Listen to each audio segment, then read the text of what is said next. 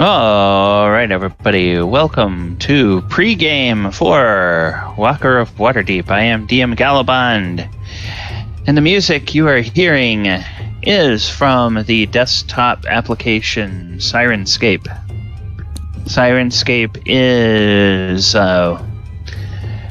background music, incidental music, ambient effects for all of your tabletop games. They have sound sets that are applicable for modern games, for sci-fi games, and for fantasy games. So go check them out at Sirenscape. They are not a sponsor, but I always like to give credit where it's due. So, Sirenscape.com.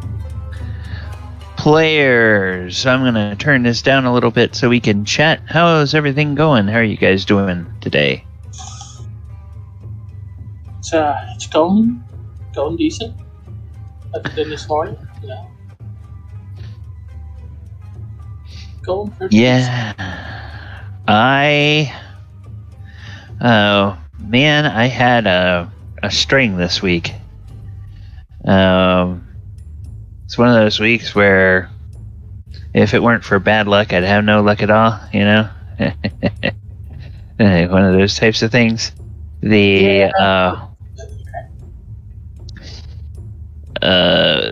Remember last week we got cut off during the session by my internet going down, and that began a streak of 5 days in a row: Sunday, Monday, Tuesday, Wednesday, and Thursday.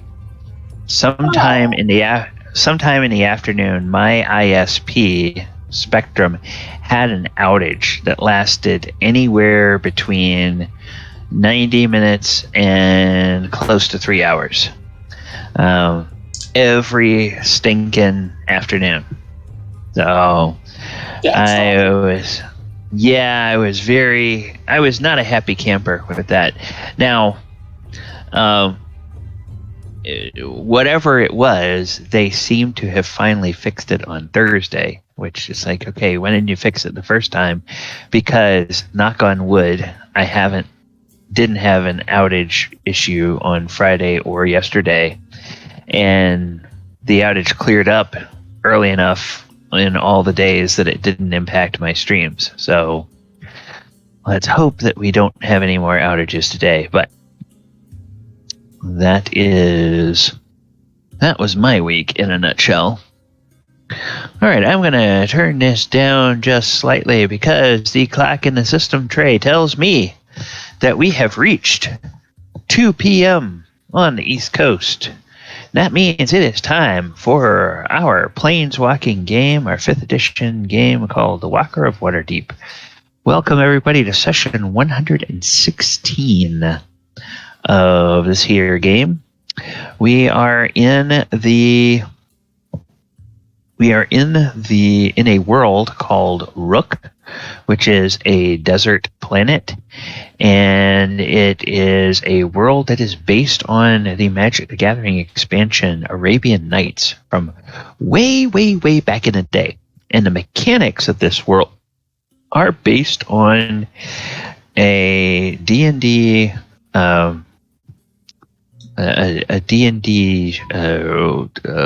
game world, or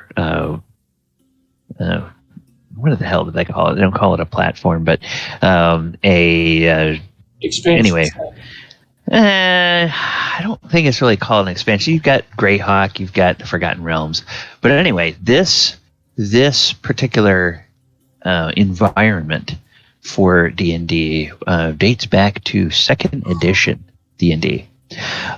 So be prepared to perhaps witness and encounter some things that you may not have heard about or seen for several editions in D&D. That's all I'm going to say. Normally, the players encounter things that normally exist only in Magic the Gathering and don't exist in D&D, but this time they're 5th edition adventurers who may wind up facing opponents that have 2nd edition D&D abilities. So that should prove to be fun, at least for me. Hopefully it'll be fun for them as well. All right.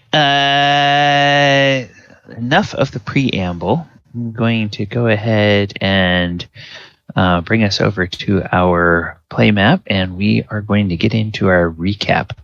Last time, we were cut off right as the party was about to get underway with learning the nuances of how to cast spells using the psionic method.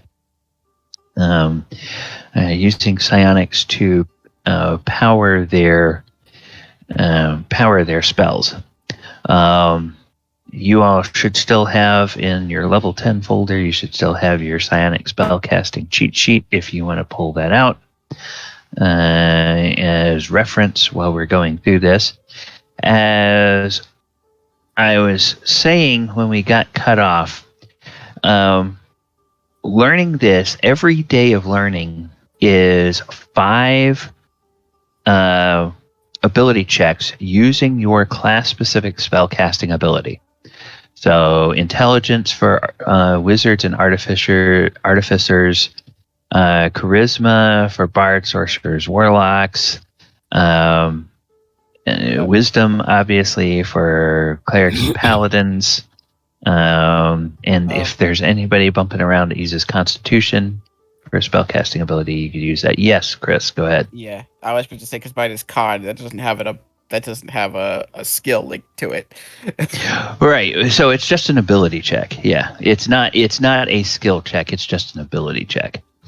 And the DC of your ability check is equal to your character's level plus the highest level, the highest spell level that your character can cast. So for most of the PCs, that's going to be 15. For those of you who only have 3rd level spells, it will be 13. And for anybody whose highest level spell is 4th level, that would be 14. And now, the only time you are making these DC checks is during training. You do not have to make this check every time you cast a spell. When you cast a spell, it's then just percentile dice to see if everything goes off without a hitch. All right, so a day of training is 5 ability checks for each PC. And as I was saying before, we can do these with everyone rolling them as a group, or we can do them with each of you rolling individually. Probably, as long as we do each roll one at a time and make sure everybody has a chance to roll, doing them all together will be a little bit faster, but we can do it any way you guys prefer. So, do we have any preferences among the group? Do you guys like to take these individually or everybody all at once? Does the bard do psionic spellcasting, or is it just... Every class is capable of doing it. And yes, bards would have to do it to avoid the consequences of arcane magic. I have a out-of-character question. Sure. Sure. Based on this deity that's taking great interest in Oyuhusa, when I've looked up his history and bio in the past, would Oyo know that his deity actually specializes in psionics? Probably would not, because as far as Oyuhusa is concerned, the character, he's just sort of beginning to learn about this. Okay. As a player, obviously, you've had an interest in this for a long time and know a lot of lore about him, but it's one of those things where you got to kind of separate player knowledge and character knowledge. Okay, great. So he's a deity of secrets. Okay. So I haven't. All right. Well, that's why I asked out of character because I didn't want to try to metagame or anything. Yeah. And no, I mean, I guess he would also like to RP with Tatsumasa a little bit on this issue. Yeah. You guys are welcome to bring your. Those of you who have your sentient items are I don't have welcome. one yet. I know. You guys are welcome to bring them into the RP at any time. So please feel free to do that. So if everybody's okay with doing this all at once, I'll ask everybody to make their first roll, and then we will deal with anything you guys want to do between the first and the second roll. So does that sound like a deal? Mm. Okay. Mhm. Let's see. Is Ivy with us yet? No. Oh, okay. Trying to get home. All right. So that's fine.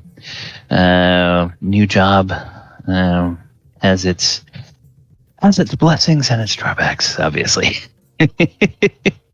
Okay. So we'll just go with the four of you then for now. All right. So ability check on your spellcasting ability.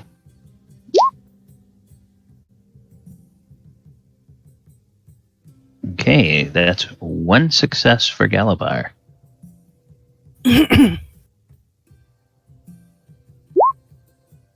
One success for Adamant.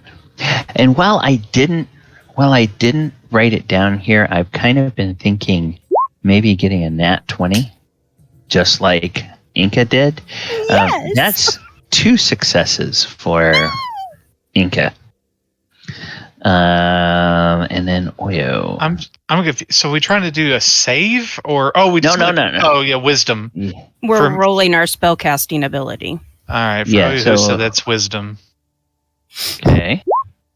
Oh boy. Ooh. Okay. That's one Sorry. frowny face. One frowny face for Oyahusa. Wait. Does Oyo have advantage? Either from the DM or from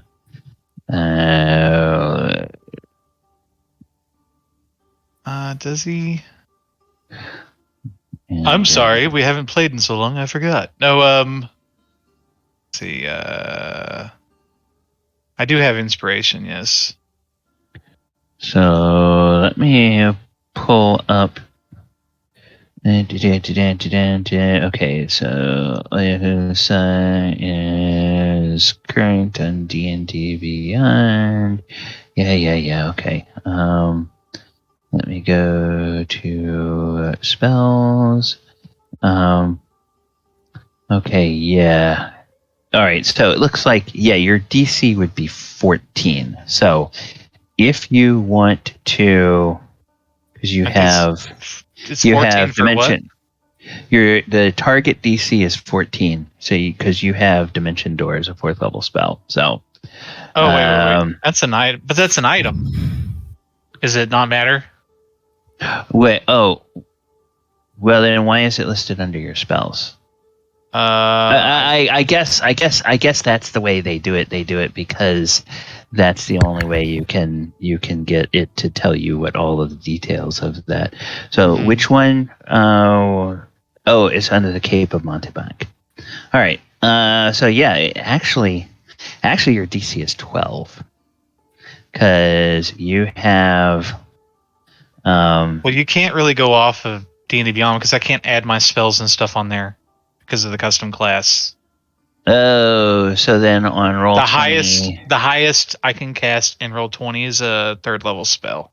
Okay, so then your DC is 13, which means that if you have inspiration, the whole reason I was asking you this, if you have inspiration and you want to cast that inspiration in, then your other roll was a 13, which would be a success.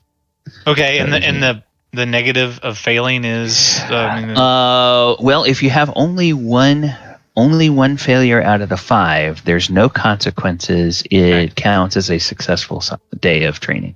Okay, I'll use it. Might as well. Okay. All right. So that's one success for everybody. And so Galabar, she explains this concept of doing the casting this way to you, and it seems a little bit unusual, but you are so used to using Willow Roar now that when you just sort of focus on the blade of the axe, it just feels like it starts to feel, oh yeah, that's how I would pull magical energy through that obsidian blade. And you get it. And she's like basically doing some exercises which are even sort of sub cantrip level exercises, basically like trying to have a single flame appear on a candle that is in front of you. So it's like not even to the power of some of your most basic cantrips. And you are each able to do that. Adamant and Enka, you're kind of like, wow, this is kind of easy. Oyahusa, it's like you struggle with it, you grasp with it. It's like Oyahusa has such a structured and ordered mind, which would make sense for somebody trained in a monastery where everything has to be done just so. It's like you from the time you wake up in the morning until the time you fall asleep on your pallet at night in the monastery, every single thing is structured. And you have always been trained when you learn a new discipline that you have to do it a certain specific way. And this person is here trying to be a little bit more freeform, and it's just a little bit hard for Oyahusa to wrap his mind around it. But as he's clenching onto the hilt of Tatsumasa and focusing on the blade, eventually he begins to see almost like a little moat. And he, with his mind, he sort of reaches out towards that little moat, and then the candle in front of him starts to have a little wisp of smoke come up, and then after a while a little flame sputters on it, and it's like, oh wow, okay, that took a lot of concentration. Yeah, hopefully that gets easier. Enka kind of looks over at their teacher and kind of cants her head a little bit sideways and as she looks at the obsidian ball basically, Mm-hmm. and goes, does it have to be a ball, or can it be, say, like their swords? Can it just be any piece of obsidian if it's shaped into something? Well, She's struggling to find the right words. This comes from our experience over many, many generations of training this method of spellcasting. Our sages long, long ago who first discovered this, they initially discovered that obsidian was the vehicle by which it was most easy to use as a focus. And then by many more artisans and practitioners trying different forms of obsidian, we came upon a smooth obsidian globe. There's a theory that because there are no hard edges on a globe, it allows the mystic energy to enter from any angle and be drawn out from any angle. Unlike, say, a cube or even a little figurine. Something that is been crafted to be kind of concave with rounded edges all the way, with maybe some rounded.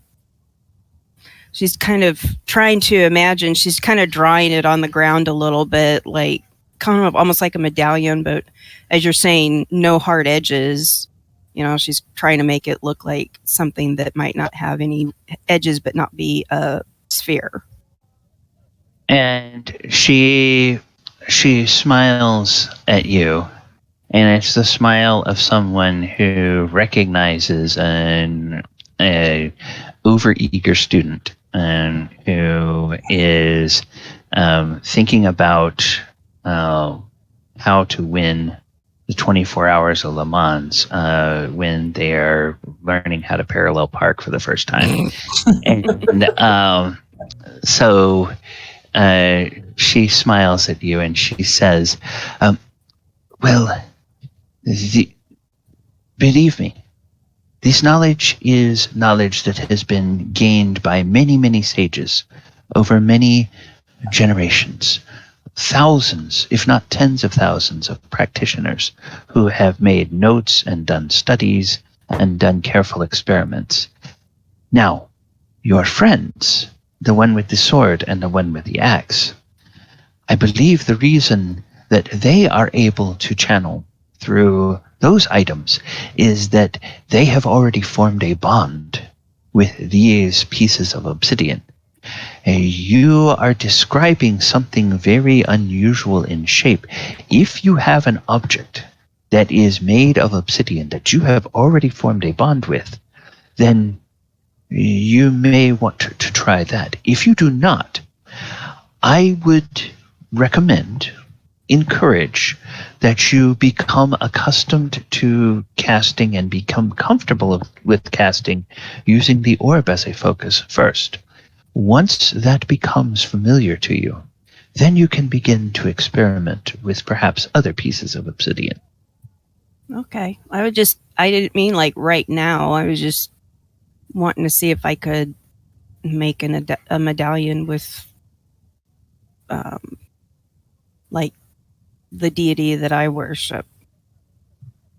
Oh, well, you could. There's nothing to say that you cannot do that in the future.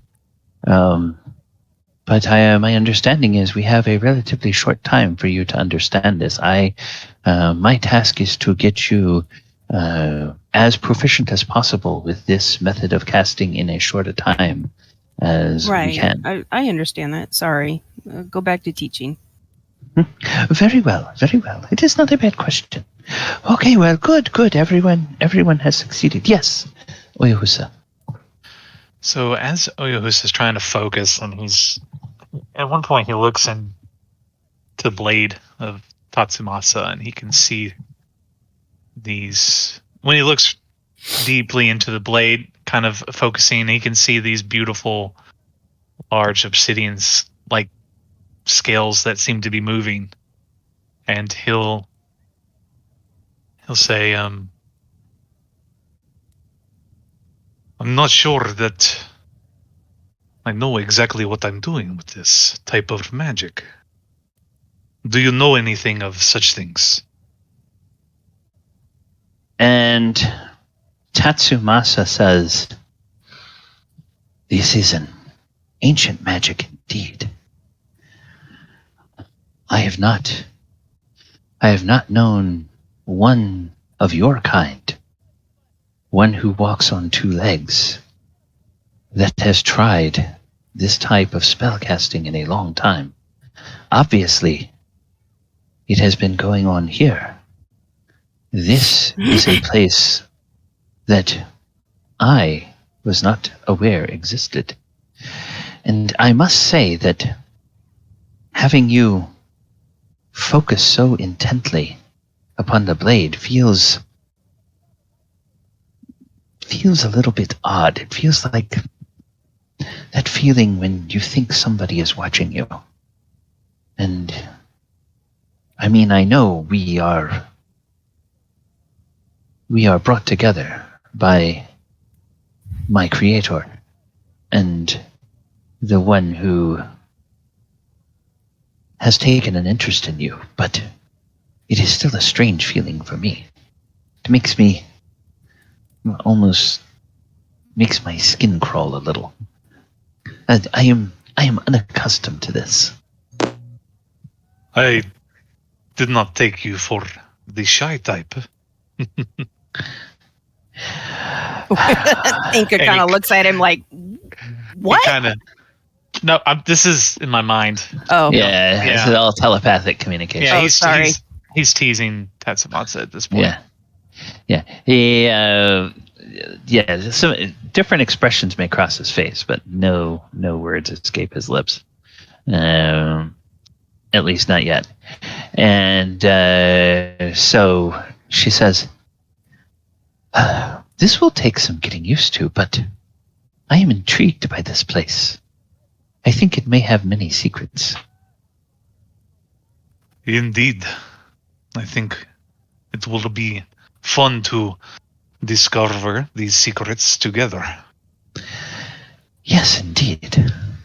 Well, please continue. I am interested to see how this kind of magic will manifest for you and your companions. Do you have any advice? I do not. Because for me, this method of casting was second nature. I did not expect that someone trying to use my current form to cast spells this way would feel like something was being drawn through me or drawn out of me. It's a very strange sensation. Can you imagine, I wonder, if someone had a needle and some silken rope, and they were somehow able to take that needle and push it through your belly and pull it out of your back, and then you could feel that silk rope sliding through your innards. That's a bit what it feels like to have you draw the psionic energy through this blade. It's painful for you? Not painful, because it's not the needle that I feel. It's more the sensation of something moving, like that silk rope. So you're saying that you're literally feel me touching you inside? Or am I not getting this correct? It is hard for me to explain. It is not exactly an irritation, not exactly a pain, not exactly an itch, not exactly a tickle, and not exactly.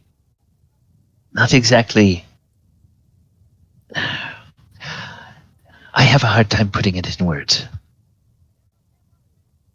This is all very new. I agree. This is awkwardly very intimate. Yes. But please, I think your teacher is waiting.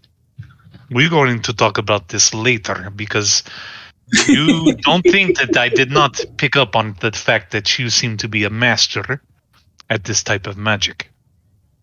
I have many questions, and I expect you to start opening up a little. Oh, did I imply that? So, All right. Yes, Adamant. I'm just gonna step away from the 50 Shades of Tatsumasa here, and Adam is gonna look between his pieces of obsidian and his shield, and his pieces of obsidian and his shield. Lephram, Yes. What is it? do you think you could still use your magic if, say, I stuck this to you as a focus?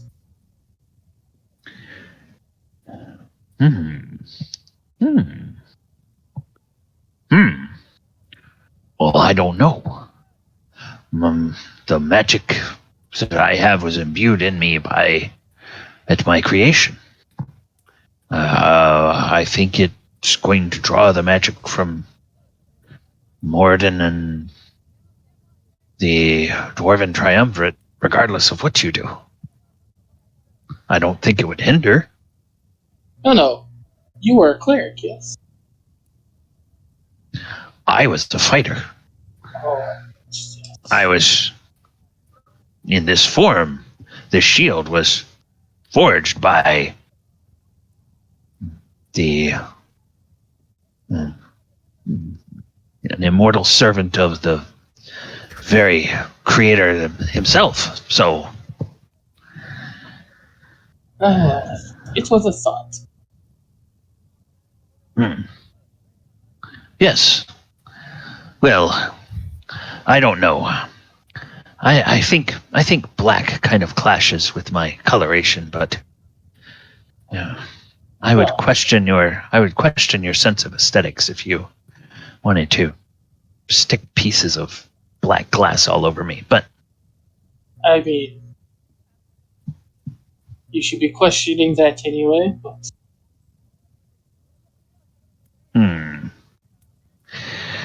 all right. This is a very strange place you've found yourself in. indeed. Back to the training, yes?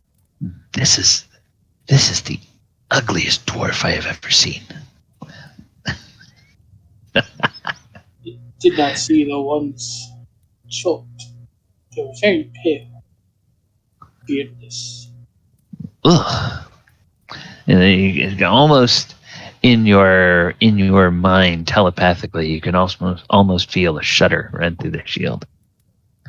All right, so second ability check. So everybody, I think Galabar and Oyo are going for a 13. Everybody else is going for a 15. No! I'm going to use my inspiration. Me, Oyo, and Enka all have advantage because of yes. Yes, I saw that.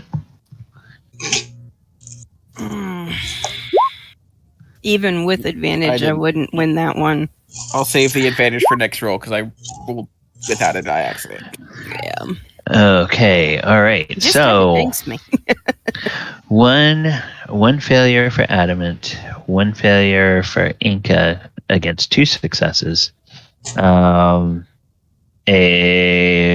success for Galabar, and a second success for Oyo. So Adamant is 1 for 2.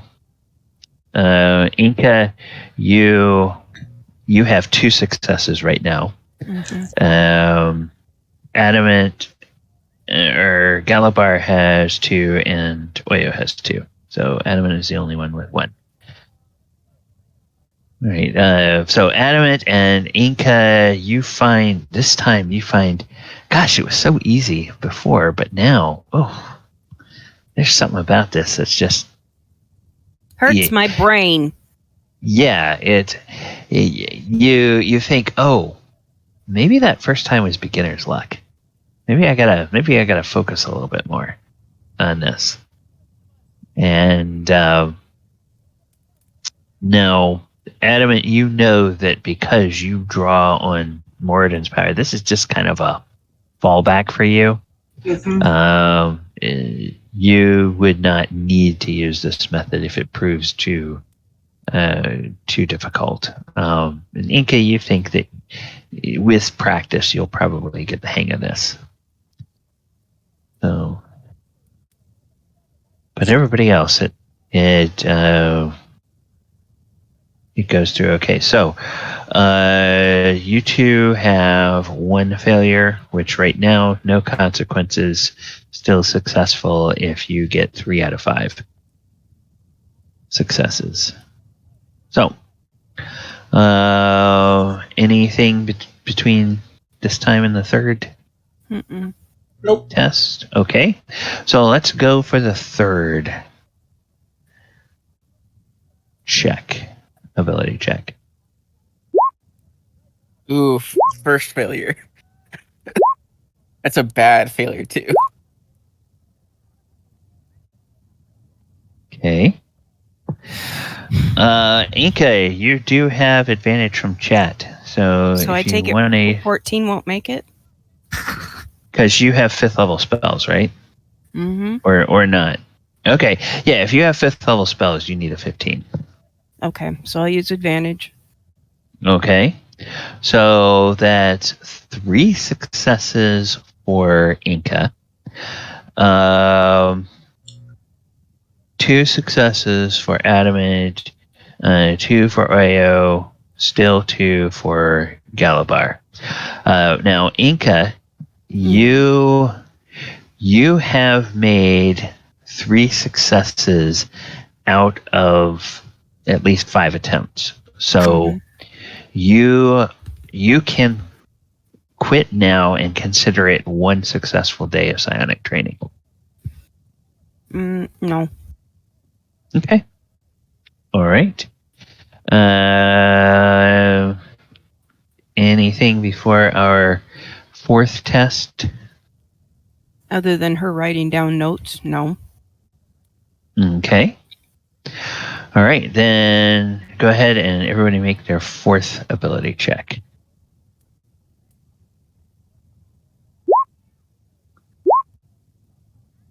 Ouch.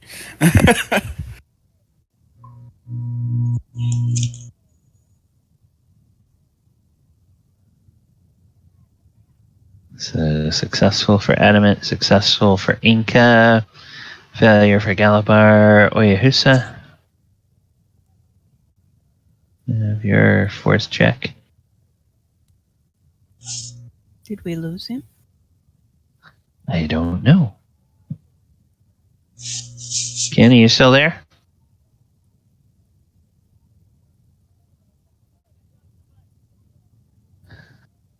All right. So, anybody? Sorry, I had a phone call, guys. Okay. All right. What's going on? Just Do your next 4th ability check. Oh, okay. Excellent.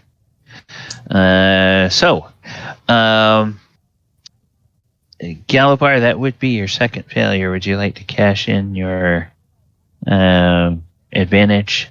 I already did. Oh, you did. You did. Yeah, Okay. It was the. Okay. All right. So,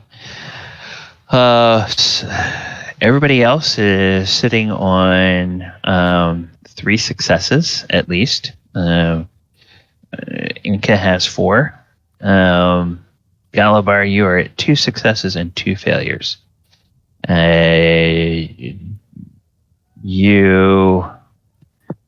If you have a success one more time, it counts as a successful day of training. If you have a failure, then it will be an unsuccessful day of training for Galabar.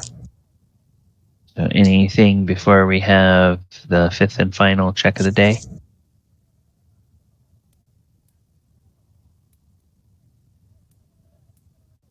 All right, then we'll go ahead and make the 5th and final check of the day for everybody. Failure. Ugh.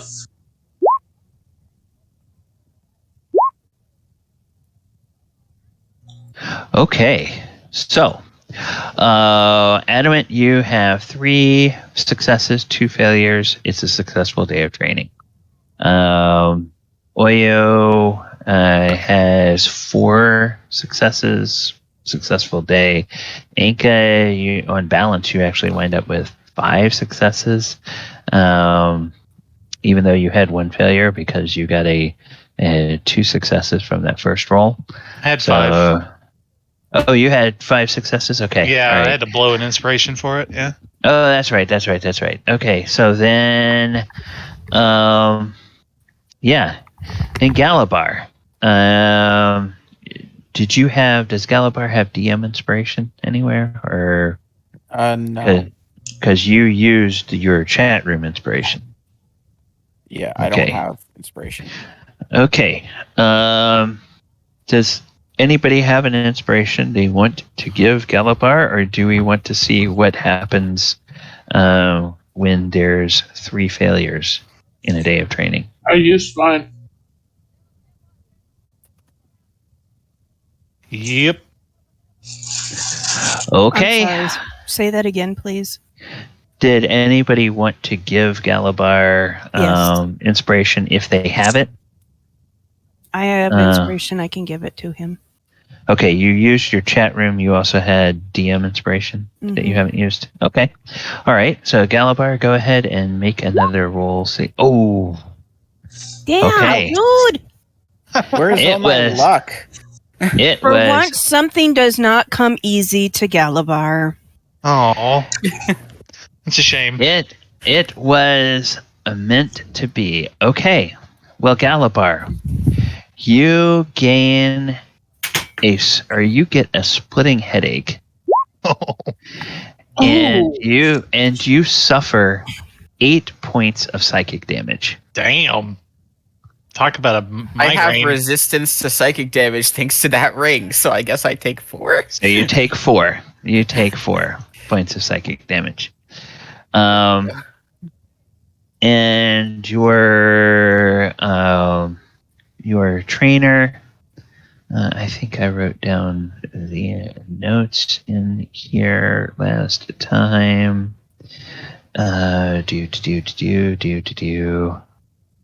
Okay.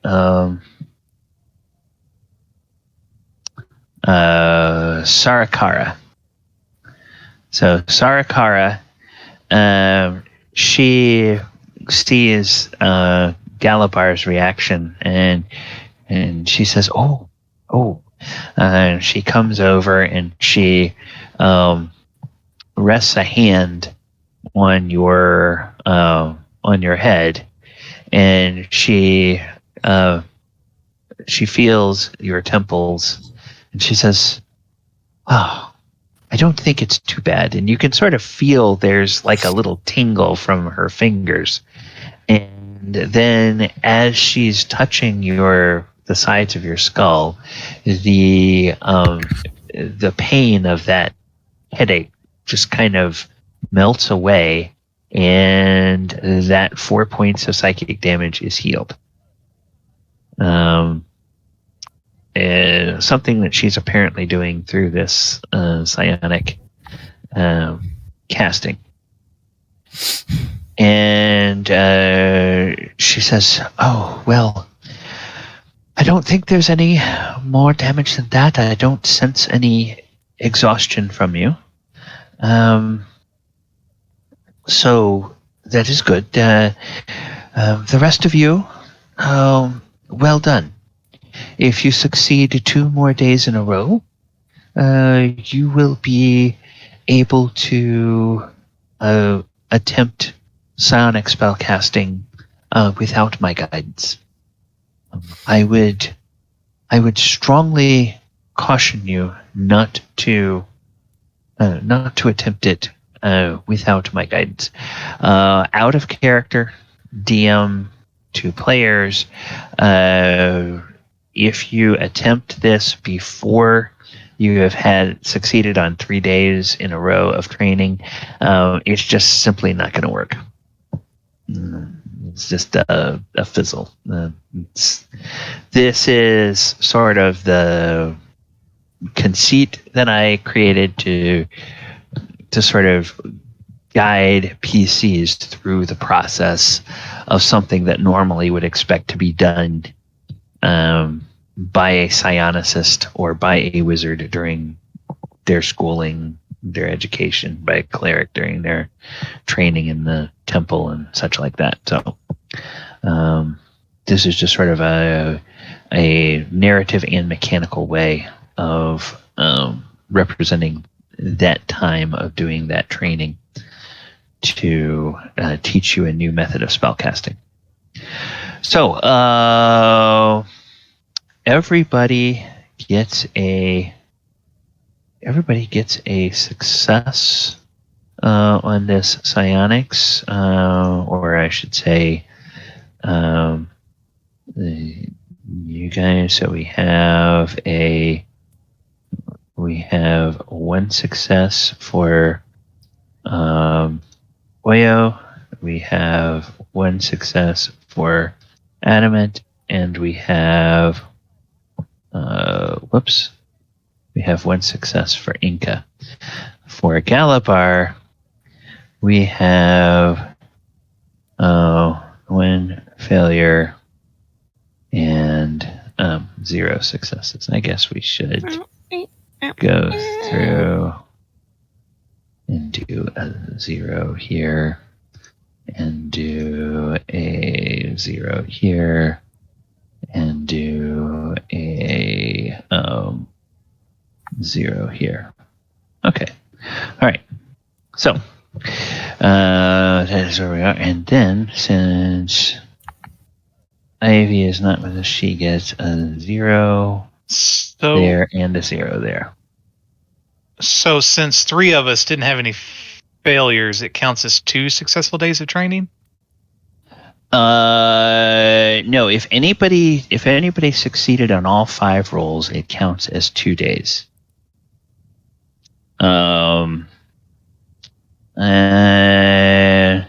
Okay. So we only need 1 more day of training, 3 of us.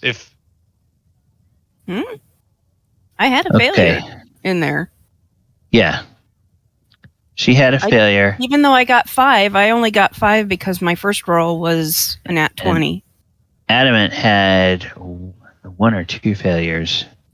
And yeah, Oyo, on your first one, you used an inspiration, then second success, third success. So it's fourth success. So it has to be 0 failures with no modifier? Yes. Is that? Oh, okay. Well, okay. No, for you used an inspiration, which counts as a success. So you are the only one, Oyo, that got 5 successes with no failures. Okay. So yes, for you, it counts as 2 days. Okay, just checking. I'm glad I asked. Yes. The nat 20 for Enka meant that she got 2 successes for the day, which means that once she reached 3 successes, she could quit and call it a successful day of training. I just kept going to be with everybody else during training. Yeah. Okay. So the rest of the day kind of is yours to do with what you will. We can just say, Galabar maybe rest a little bit, or if there was anything you guys wanted to do in town. Adamant, you're keeping track of the days because we said yesterday or last time there was a substantial quantity of materials you were looking for, and it was going to take a number of days to find that. Yeah, it's like it was 8 days to get 50 gold pieces worth of incense. I think it was. I think we said that you could get 50 gold pieces worth a day, and I thought you were looking for like 500 gold pieces. Yeah, that's what it was. Because so let me look at Legend Lore because I was getting enough casting Legend Lore. Okay. I will. Yeah, it was 500. Yeah. Was Adamant the one that ended up making the round spheres? Yes. Out of the obsidian. Yeah. So after a while, she'll wander over to wherever he is and kind of shuffle around a little bit and go, "Can I ask how you made those spheres?" Well, I used a fabricate spell. Okay. So would you... I want to make I guess, a religious medallion. I mean, I'm not a cleric or anything like that, but I was wondering if you could help me maybe make something for emblem of my goddess with Your spell? Oh, I wouldn't need a spell for that. I could just do that with a Well- given ability. Well, but like out of obsidian. It still wouldn't be worth more than 100 gold pieces. Say what? It still wouldn't be worth more than 100 gold pieces. The reason I used the fabricate spell on the 25 pounds is that was a lot of obsidian. For a medallion, I would only need maybe 6 ounces. Of obsidian? For a medallion, yes. How Okay. big did you want it? Did you just want Not very big, but she was making it sound like it shouldn't have any sharp edges. easy enough? Okay, well, what do you need me to find? If you bring me about a pound, that would give me plenty. You keep breaking up, hon. It's like you talk away from your microphone. Sorry. If you bring me about a pound, that should be plenty. Okay, a pound. All right, I'll go see if I can find something. That will give me enough to work with. I also need to see what the holy symbol is. So she pulls out her current medallion that's made out of metal. It's hang on here. I'll show you in a sec what the symbol is for, but it's a symbol for Sheila Perry Royal. The one that saved her or allowed her to come back after the dragon killed her. Alright, can I borrow this? She kind of nods a little hesitantly. Yeah. I just need to study it. Okay. Well, I'll go see if I can find some obsidian. I'll you can hold that while I'm looking. Alright.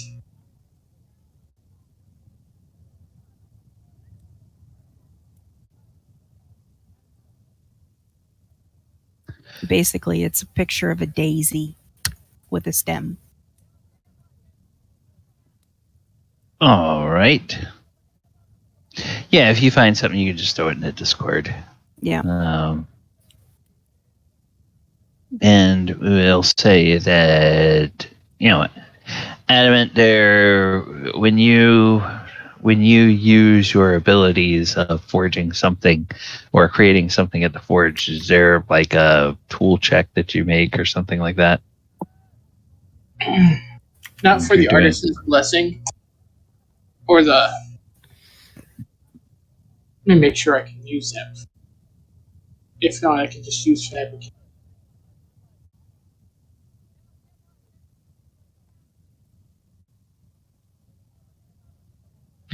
Yeah, I think the out of game, Heather, I think Fabricate has a material component cost that has to be paid. So that was why he was thinking he'd probably make it with an ability as opposed to. No, fabricate doesn't.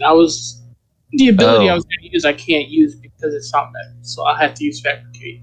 But that's Oh, fine. okay. So you don't. Oh, okay. So it doesn't require any material component other than the material. No, you're the working artisan's with. blessing, Okay. it can only be worth up to 100 pieces, but it has to be made out of, include metal, Oh, okay. All right.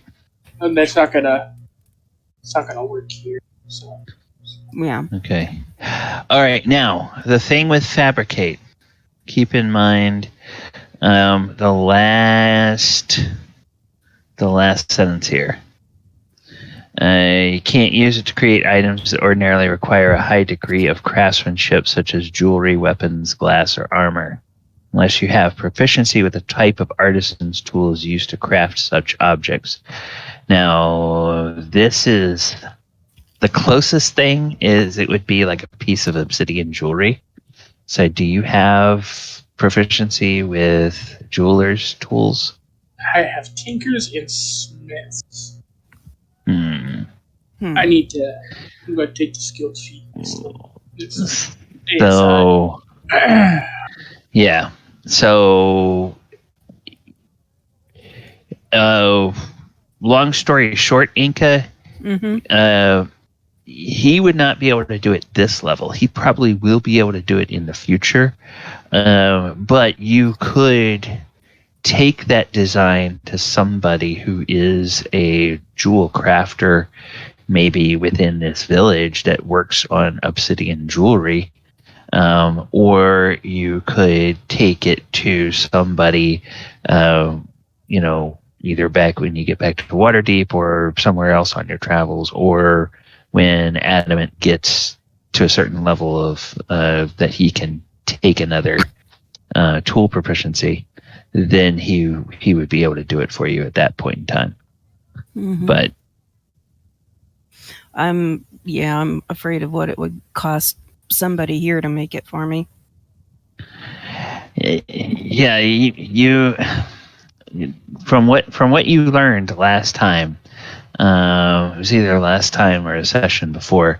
Obsidian here it's just like litter all over the place. I mean, the obsidian itself doesn't cost that much. It would be the craftsmanship of the artisan and the time of the artisan that it would take to make something. So it's up to you. You can explore it, or you can just wait on it. No wrong answer. Okay. All right. So unless there's anything that people want to do the rest of this day, we can say the rest of this day passes uneventfully. There is night and there is morning. And we can go for a second day of training second day of training if you all are interested in that right now, unless there's something else you want to do. Oh, I'm ready. Okay, so we are back at it now. Oyo, if you succeed on this day, then you will have essentially completed 3 days of training in 2. And if any of the rest of you, well, I should say, if Adamant or Enka succeed on all 5 checks, you will likewise finish 3 days of training in 2. Galabar, if you succeed on all 5 checks, you will have succeeded in 2 days of training in 2, and you'd still need 1 more day.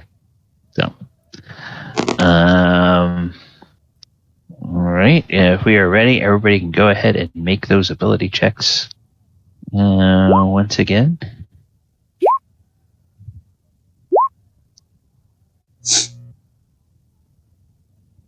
Galabar might need all 5 days. He's not feeling as hardy as he usually does. Yeah. There some about the end of that last day just sort of threw him off, and Willow Roar will say, "What are you doing? This is most irregular. I have an odd sensation every time you try to do that. Doesn't appear to be working particularly well." Well, it's a completely new type of casting that I've ever heard of, so I'm trying to get used to it just in case I ever need to use it. Oh, very well. Yes, it's strange. This is an odd place. This world. There's so much decay here. Death. It's like I feel like there's a sense in ancient times that this land was once lush and green, but something has happened to it. A great cataclysm on the scale that I have never seen before befell this place. All right, so that's success for Adamant, success for Enka, success for Oyo, and one failure for Galabar. All right, so anybody have anything else before we do our second check? No. Okay, you can go ahead and try your second checks. At least that's one success. Yes, because Galabar only has third level spells. Ooh, that one was close. Okay. Well, Galabar is 1-1. Enka is 1-1. Adamant and Oyo are 2 for 2. So. Do I get 2 successes for a crit, or? Yes, you do. Okay, so 3 successes in 2 tries. And actually, 3 successes is the minimum for a successful day of training. Okay. So if you want to, you don't have to make any other rolls. Okay.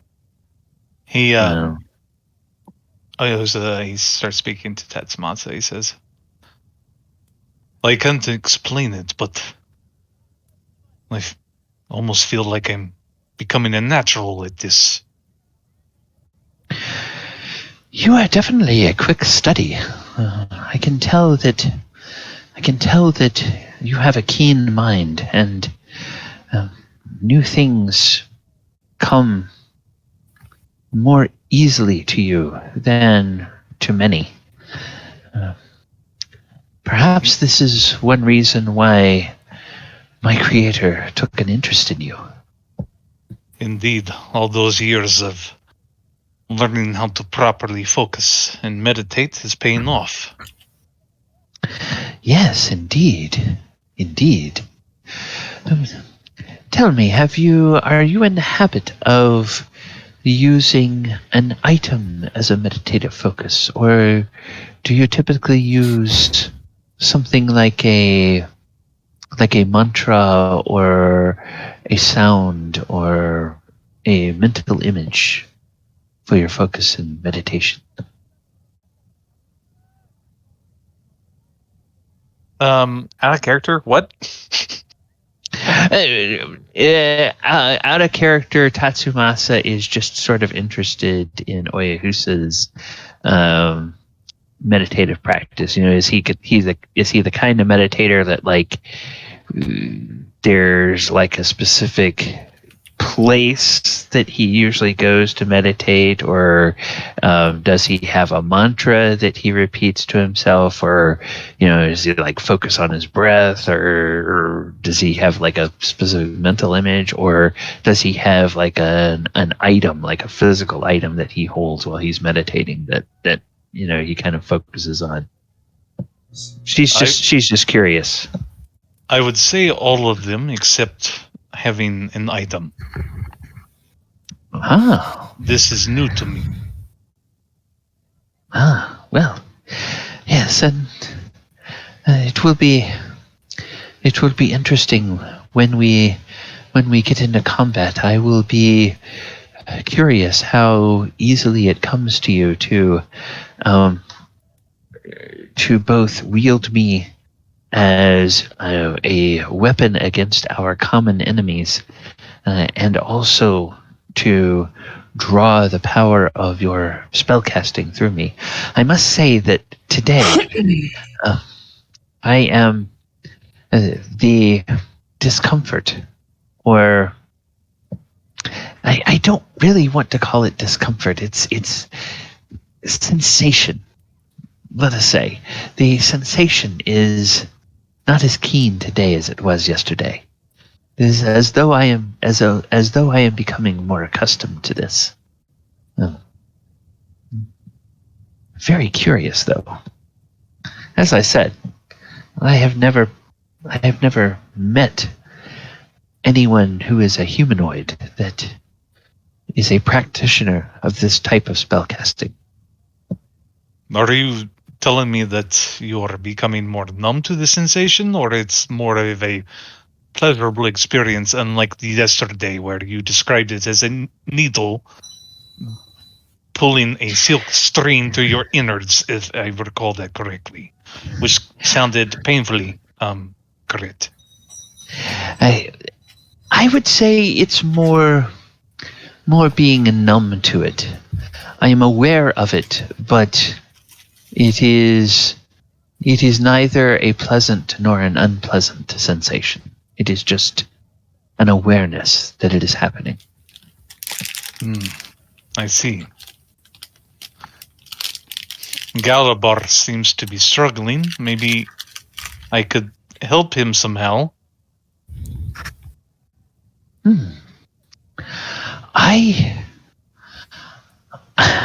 I am sorry, I cannot give you any advice. As I said, in another time and another form, it was as natural to me as breathing to call upon the power of the mind to manifest magic. It seems strange that here, these creatures, perhaps it is because they are limited humanoid creatures,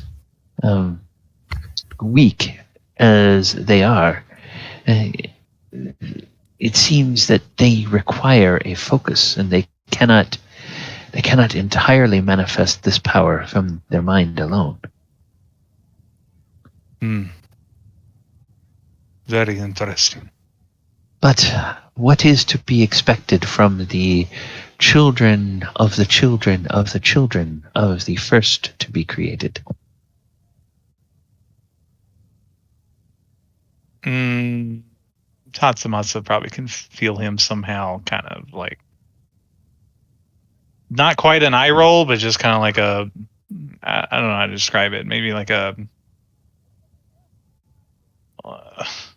almost kind of like a weird, like, something between a lip bite and a lip curl.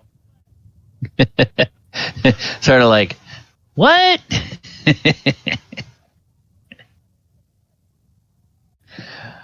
Okay. So as we call for more checks, it's entirely up to you, Ken, whether you want to make them or not. Because Oyahusa now would be good for his day with having 3 successes and 2 rolls. Okay. All right. So now for everybody else, 3rd check. Yay. Yay! Okay, 3 successes. All right. So Galapar is 2 for 3. Adamant and Enka, you guys are... Oh, Enka is 2 for 3. Adamant is 3 for 3. So Adamant, you have also met the requirement. You can continue making checks, but you don't need to, because you have had 3 successes. All right. Anything else before we go for the 4th one? Okay, then everybody who's going to roll can go ahead and roll for the 4th one. Yay. Hey, all right. Successful day. Yes, successful day. So, Galabar, you are at 1 successful day. Oyo, you are at 3 successful days. Adamant, you are at 2 successful days. And Enka, you are at 2 successful days. Okay. I suppose... wait, Enka, you haven't had any failures, have you? No, you did have. It was Mhm. Adamant that didn't have any failures. Adamant, do you want to make 2 more rolls just to see if you would have a perfect day? And I thought that was the 4th roll. oh, okay. 1 more roll. Yeah, I'm going to do 1 more.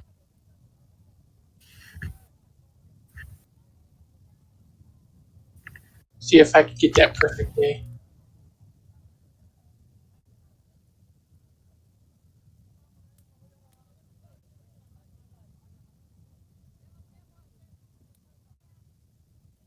All right. Roll 20 is being slow.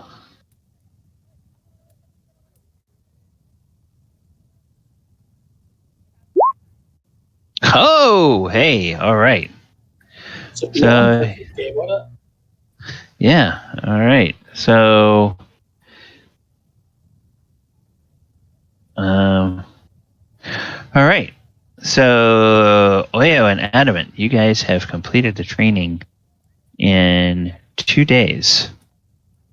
So, you now, for you all, on the Psionic Spellcasting, you are now at the point where you can use that top table. And basically, just keep in mind when you cast spells, depending on what level spell you cast, I will be rolling 2 percentile dice, and I will roll them. I think I'll go ahead and roll them in the chat, so that everybody can see them, because you guys know what your targets are. And the first roll will be to see if you successfully cast the spell. The second roll will be to see if your focus survives. And since for Oyo, since your highest level spell is 3rd, you always have at worst a 90% chance of success and an 85% chance of focus survival. And for you, Adamant, would be 84% chance of success on a 5th level spell and 75% chance of success for focus survival. So that would be that. All right. So that ends the 2nd day of training. We ready? Anybody want to do anything outside of the training for this day, or we want to go on to the 3rd day of training? I'm fine with going on to the 3rd day. All right. Then Enka and Galabar. Then there were 2. So go ahead and make your first checks for this day. Okay. Well, that's 1 success for Galabar and 1 failure for Enka. Okay. Then second check. Ooh, Enka's struggling today.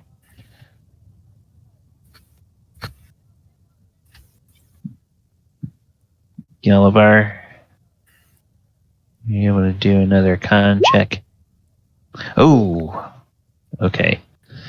So something in the air. Okay, 2 failures so far today for Enka. 2 or 1 and 1 for Galabar. Okay. Dear Sarakara, she will sort of reiterate some of the basics, and it's like part of your mind is, yes, I know I should be doing that. That other part of your mind, yeah, I'm doing something wrong, so focus and try to see if this won't take. All right, 3rd roll for you guys. Ouch. Ooh. Okay, so 2 2 and 2 for Enka. Is it 1 and 2 for Galabar? Okay. It's 2 and 1 No. for Enka, and 2 and 1 and 2 1 and 2. 2 for. Yeah, basically, he and I are both the same. 1 success, 2 failures. Okay. All right. Okay, so that was the third. So, if you're ready, go ahead and make the fourth check.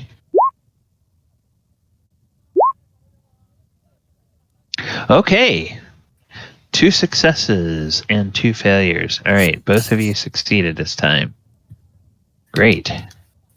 And then the fifth and final check for the day. All right. Successful day. Successful day. Okay, Enka. With this day of training in the books, you are ready to go out and attempt psionic spellcasting on your own. And Galabar, whoops. Oh, fudge. Okay. I need to do this because... There we go. All right. All right, so... all right. So Galabar is...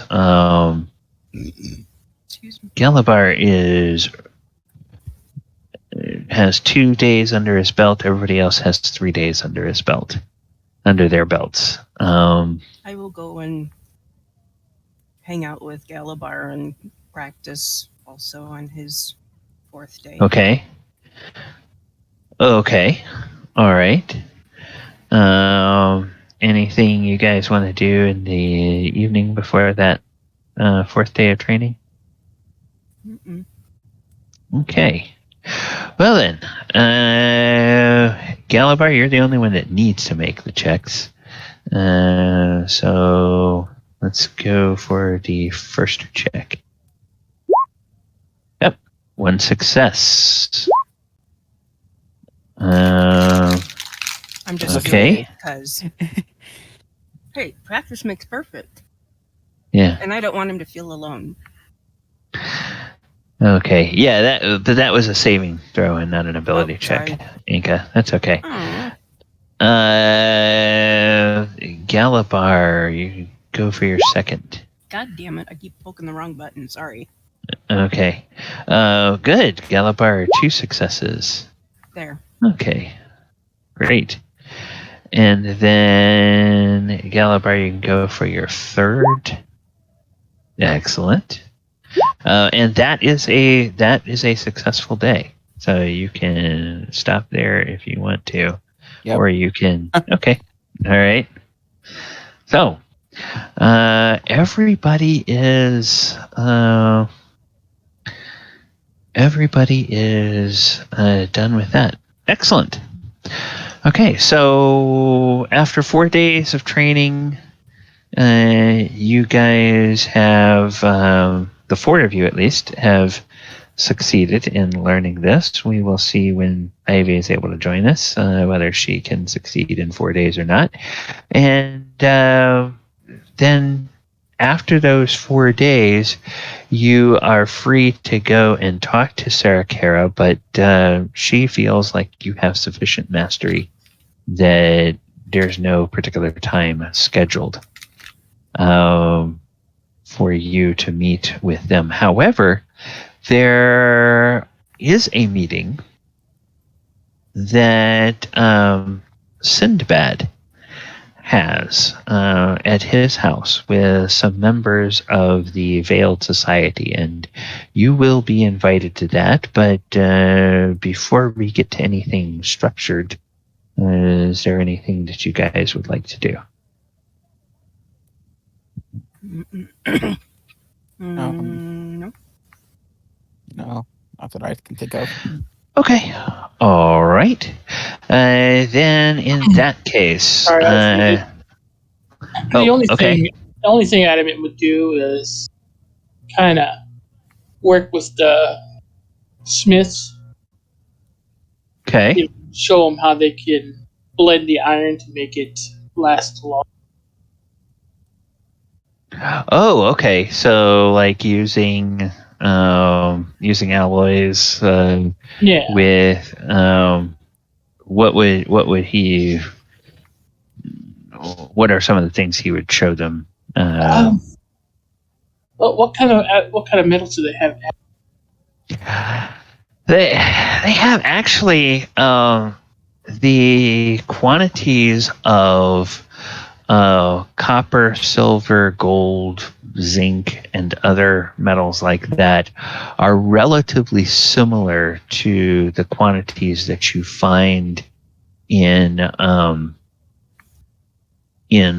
Toril.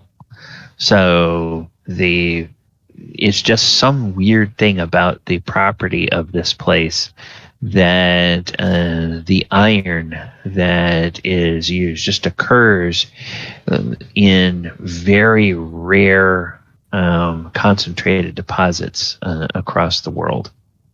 He was showing how to make bronze and stuff like that. Oh, okay. All right. So they are. They do have some alloys of metal that they do work with, but they're a little bit different than anything that you have run into. There's metals that have similar properties to mundane metals that you're aware of, but they have a slightly different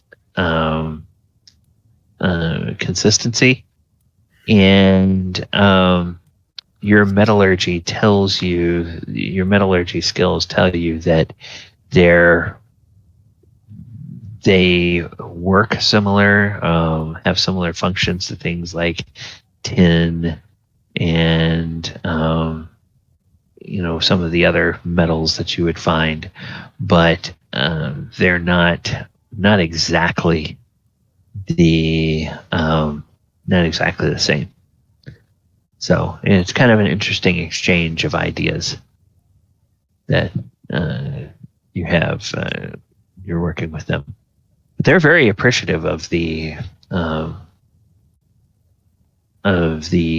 guidance that you offer them, and they in turn enjoy being able to show you one or two things you hadn't seen before. Oh, definitely. It's all about learning stuff. Yeah. And they will ask you, of course, inevitably one or two of them will ask you about the symbols that are now outlined in Adamant on your metal skeleton, or metal exoskeleton, metal skin. He will gladly explain what they mean, what it could mean for them if they wish to move into that particular line of thought. Do you offer them a tract? And yes, he does. Adamant, Moradin's witness, makes his rounds throughout the hidden village. They are very happy to see you, and they like the fact that you bring them new knowledge that they can use. They seem interested in this Moradin character, but you're not sure. They also seem a little bit skeptical, and knowing the history of this place and them all having been told for generations and generations that the gods were slain by the defiler sorcerers. You can see why maybe they would be dubious of somebody saying, well, there's this power that I follow. Oh yes, Like, and if need be, he will give demonstrations of magic. No, okay, all right, yeah. They can't deny that. They can't deny that is coming from somewhere, and they don't see bad things happening to the few plants that are around. So they know you're not drawing it off of something. So they're like, okay, interesting. All right. Very well then. For our meeting, you're going to be meeting with some members of the Veiled Society. And the Veiled Alliance. And all right.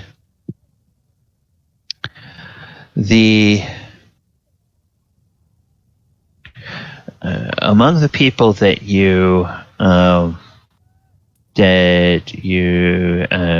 see at this meeting, there's obviously Sinbad, the senator in exile, Abu Jafar, who you met before, and there is another person who's part of the Veiled Alliance, and his name is Kaleem. And then there's that warrior person, or they call her a gladiator. A gladiator named Atheer. She is the one who has a prosthetic leg below her left knee. And, so she's at this meeting as well. And they are, there's a lot more of Sinbad's personal guards that are around his house, and not only at the entrance, but at the windows, and kind of in the back of the house and everything like that, when these people come for this meeting. You get a sense that there's a heightened, for lack of a better word, there's a heightened sense of security around this meeting, as though what they're going to be talking about is something rather sensitive. And the person who is recognized to be the speaker is this Kaleem. And Kaleem says to you, oh, welcome. We are most happy to have you here in the Hidden Village. Sinbad has told us something of your coming, and we know that you have a dangerous mission which will require you to go into the city of Junoon and into the very heart of the ziggurat that King Suleiman is having constructed. We would like to tell you about a plan of our own that we have centered around the Millennial Ascension Games. I believe that our plan and your plan might be able to provide cover for each other in a way. And it may make both your task and ours easier if we enact our plans at the same time. But we would like to tell you what we propose and get your guidance or get your input. And he has a couple of maps that he is ready to roll out. And the one map he has is a map of Junoon City.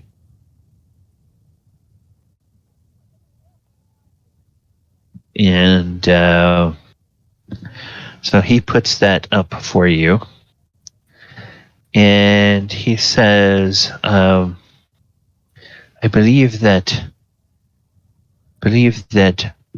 Sindbad already showed you a map of the city, but I want to show you how our plans might aid yours.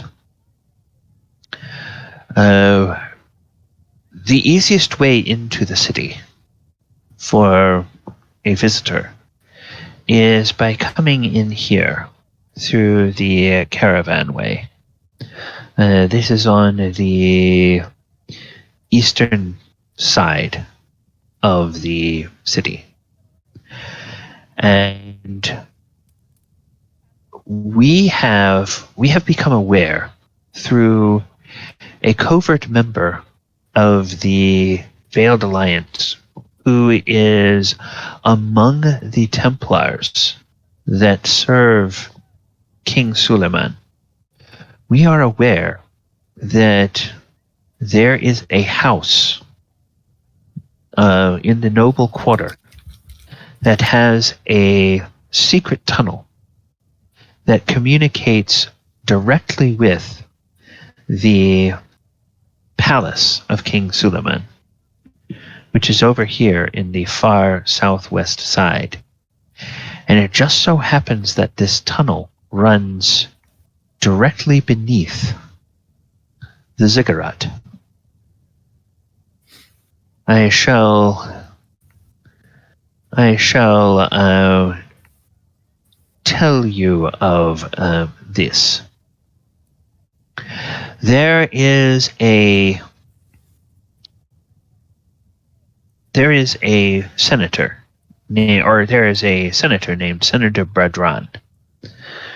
Senator Badran is one of King Suleiman's closest advisors, and he lives in the Noble Quarter. He recently, when he was drunk, proposed to our Templar agent that they get a couple of slave girls and go have their way with them inside the ziggurat. And our agent asked him, "But Senator Badran, how is this possible?"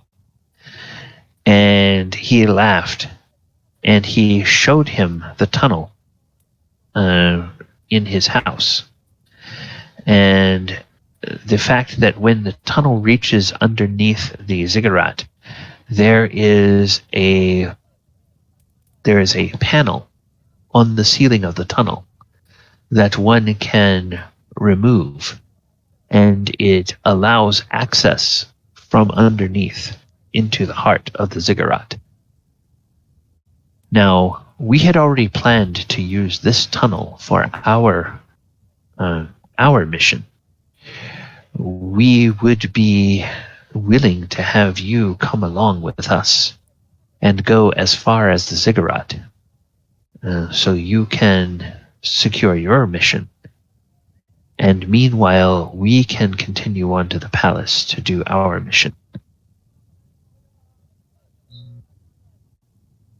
Are you sure you will need help with the mission? Oh,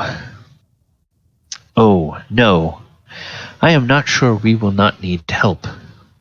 But I am certain. I am certain as I am sitting before you breathing. I am certain that ziggurat has something to do with King Suleiman's plans.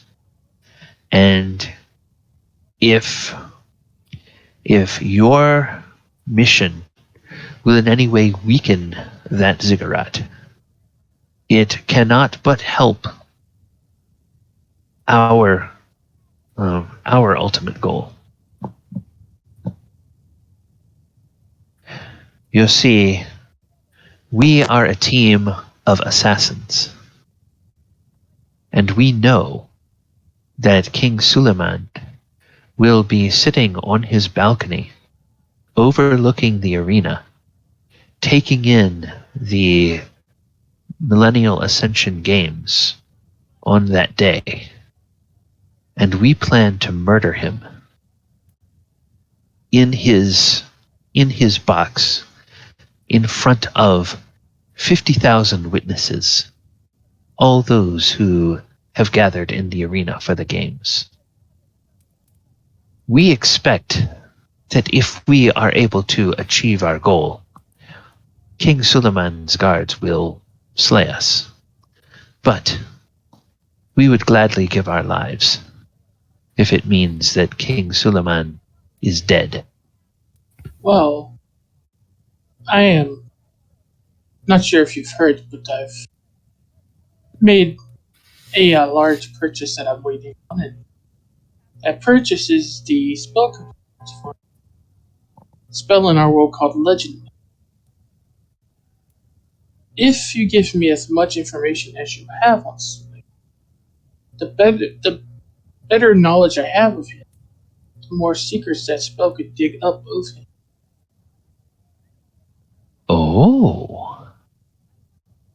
Oh, this would be helpful indeed. They've got about 5 more days to gather up the incense that I need. Ah, indeed. Indeed. Well, that would be welcome news indeed. Perhaps without any information I could get from that spell, you need not give your life for the mission. Well, we have carefully chosen this day for a number of reasons. For one, attendance of the Millennial Ascension Games is mandatory for citizens of Junoon.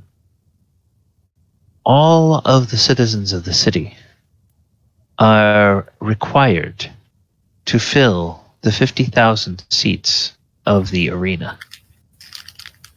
And as there are not 50,000 people who are citizens of Junoon,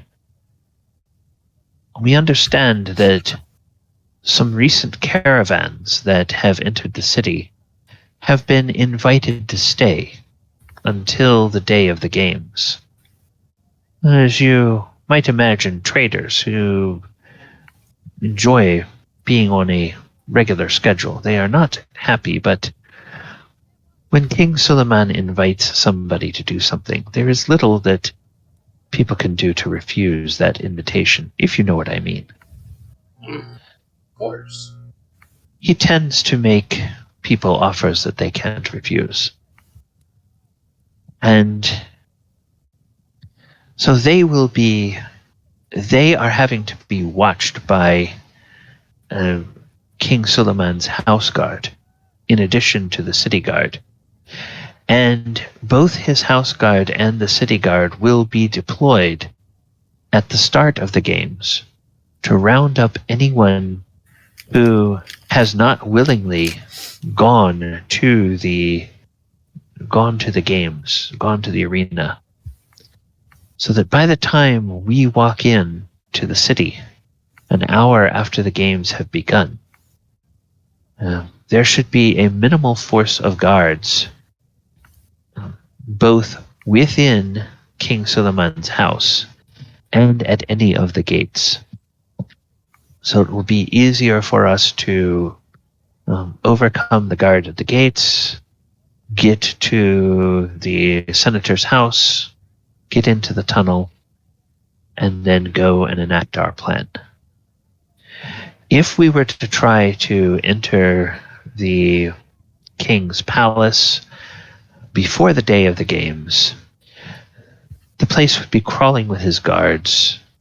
There would be many of his Templar advisors who, like the king, are spellcasters and have powerful magic at their hands. We think that this will be a day when we can best get at him, when he may not be guarded. That is at least our supposition. Sounds like a solid plan, but more information is never bad for anybody.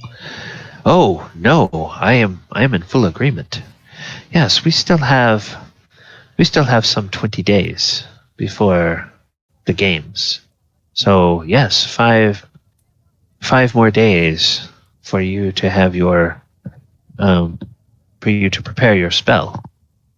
That will not be amiss.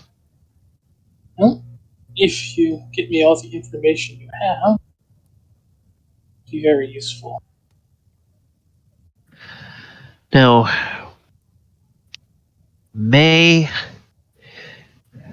if it please you,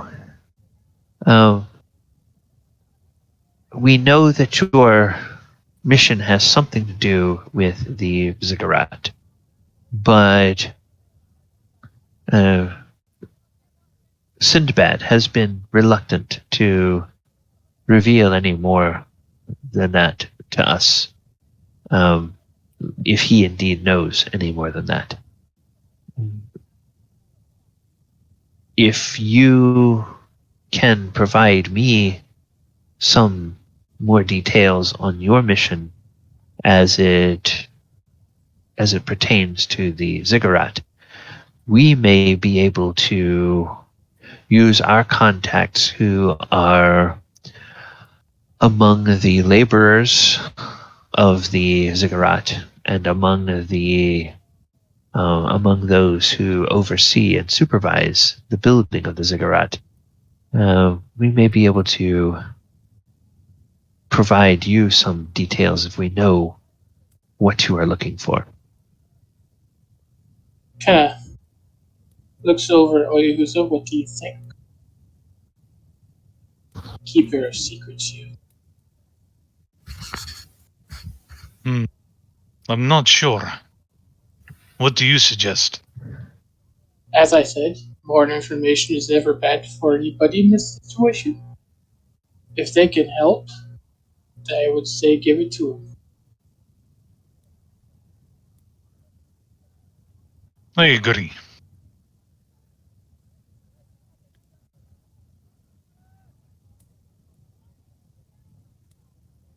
I apologize, but I'm not so sure. What are your thoughts? Having been a planeswalker in the past, or at least traveled with my mentor, there have been many times where I have witnessed or recorded stories of those with the best of intentions having something go terribly wrong right before right before you're supposed to, make a major coup or attack or something of that sort. And to be very honest, it makes me a little uncomfortable.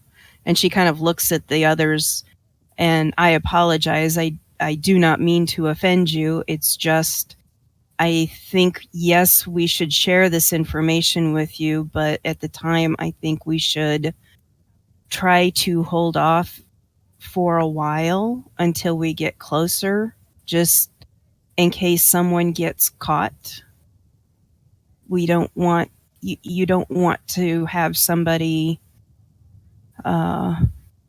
possibly break or be coerced into telling these secrets or this knowledge Yes, when we finally get within maybe a couple of days, it would be okay. But I just feel that I don't want to take any chances since we've got 20 days yet before all of this is supposed to happen. And I'd like to, as they say, play the cards close to my chest for a little while longer, but that's my opinion and my opinion alone. She kind of looks at Oyahus and goes, am I making sense?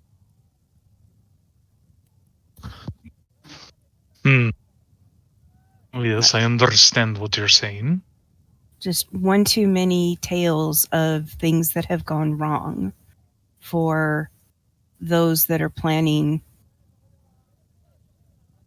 such intricate and important historically important out of character. Heather is having a hell of a time putting her thoughts into words. Historical conspiracy, that's the word I'm looking for. And because that's basically, they are conspiring to murder the correct. And king. yes, it's frustrating sometimes, but what happens if someone is not truly honest with you, or is caught and is forced to magically or otherwise tell their secrets? If there's only part of it that's currently been known, there's still a hope of something being pulled off when they don't know the whole of it. And as you talk, the gladiator, Atheer, a smile grows on her face.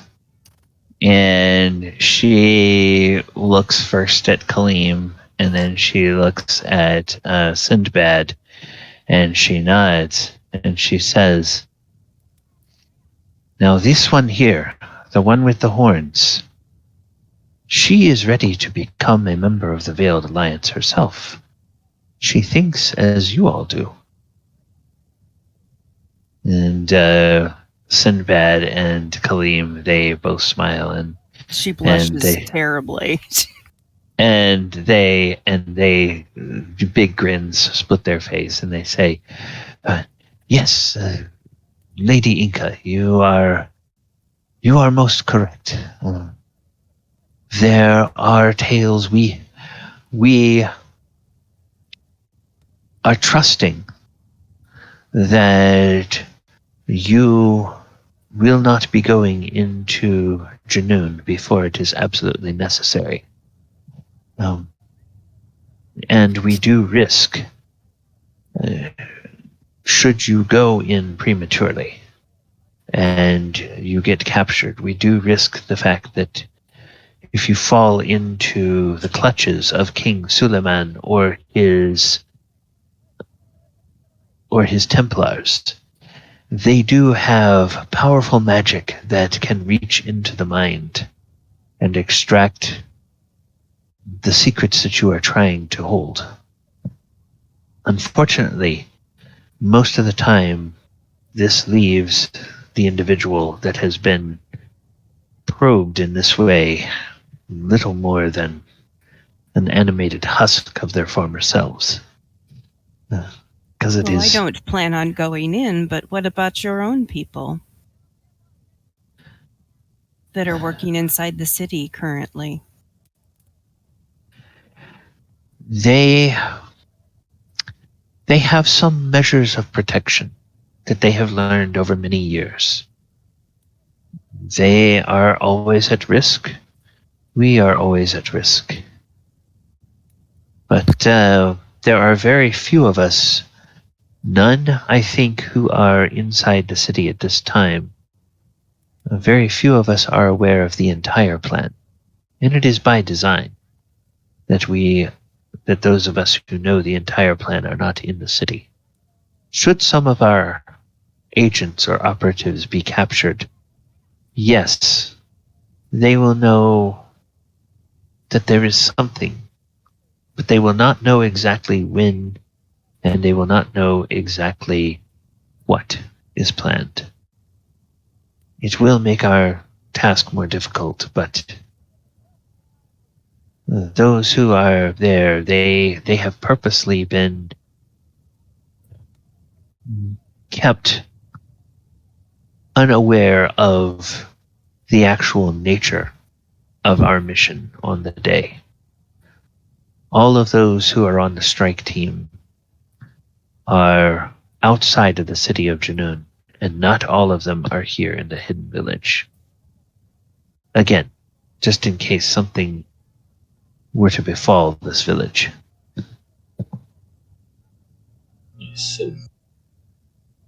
Well, I do understand your concerns. There's also the concern that if we wait too long, there's a possibility they could rush and make mistakes.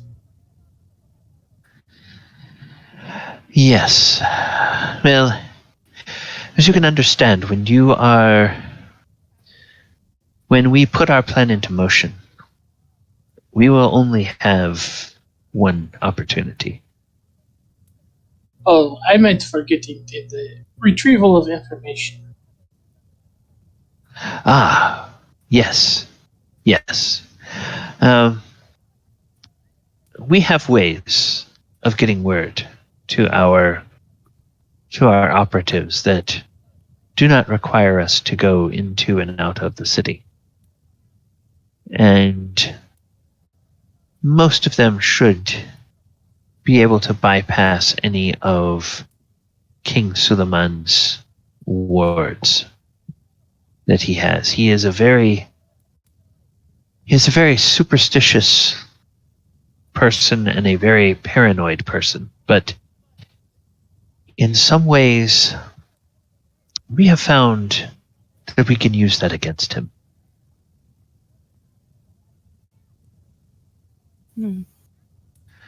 For example, I am putting our plan at risk by telling you this, but I will say King Suleiman has a fondness for songbirds. And songbirds, well, they are surprisingly adept at being able to carry information that even they do not know they are carrying.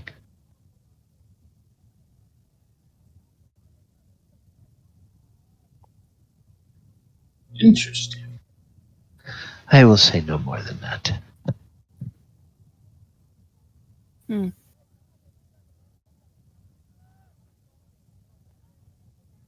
Songbirds.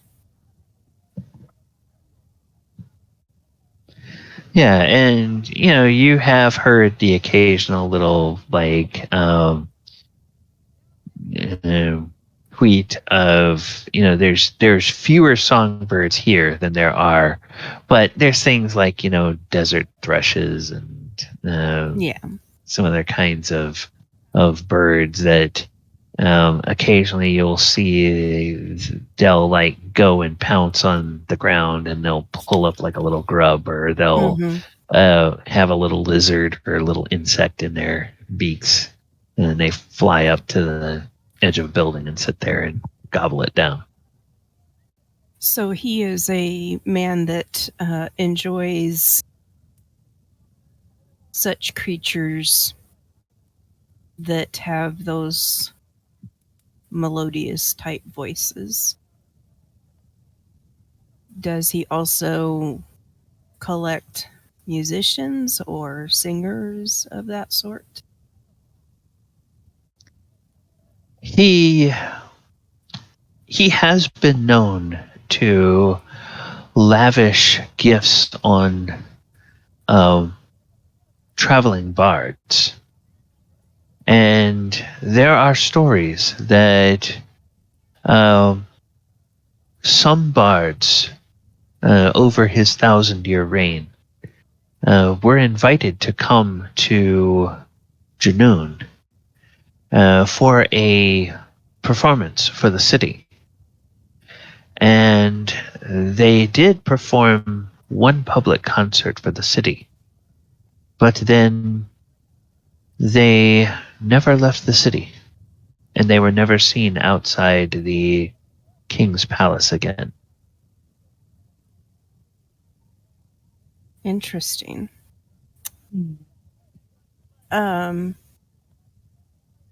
So these festivities, are they... What goes on during these type of festivities that he's demanding everyone be there at? And Atheer, the gladiator, she will shift kind of uncomfortably in her seat, and she will say, mostly blood sports. Mostly In the morning, sports. in the morning, it will be gladiators fighting against gladiators. And for the amusement of the king and the amusement of the spectators in the arena, they will fight until one is vanquished, and then they will turn to the king to see whether he will grant mercy and life for the vanquished gladiator, or whether he will demand that they are put to death in the floor of the arena.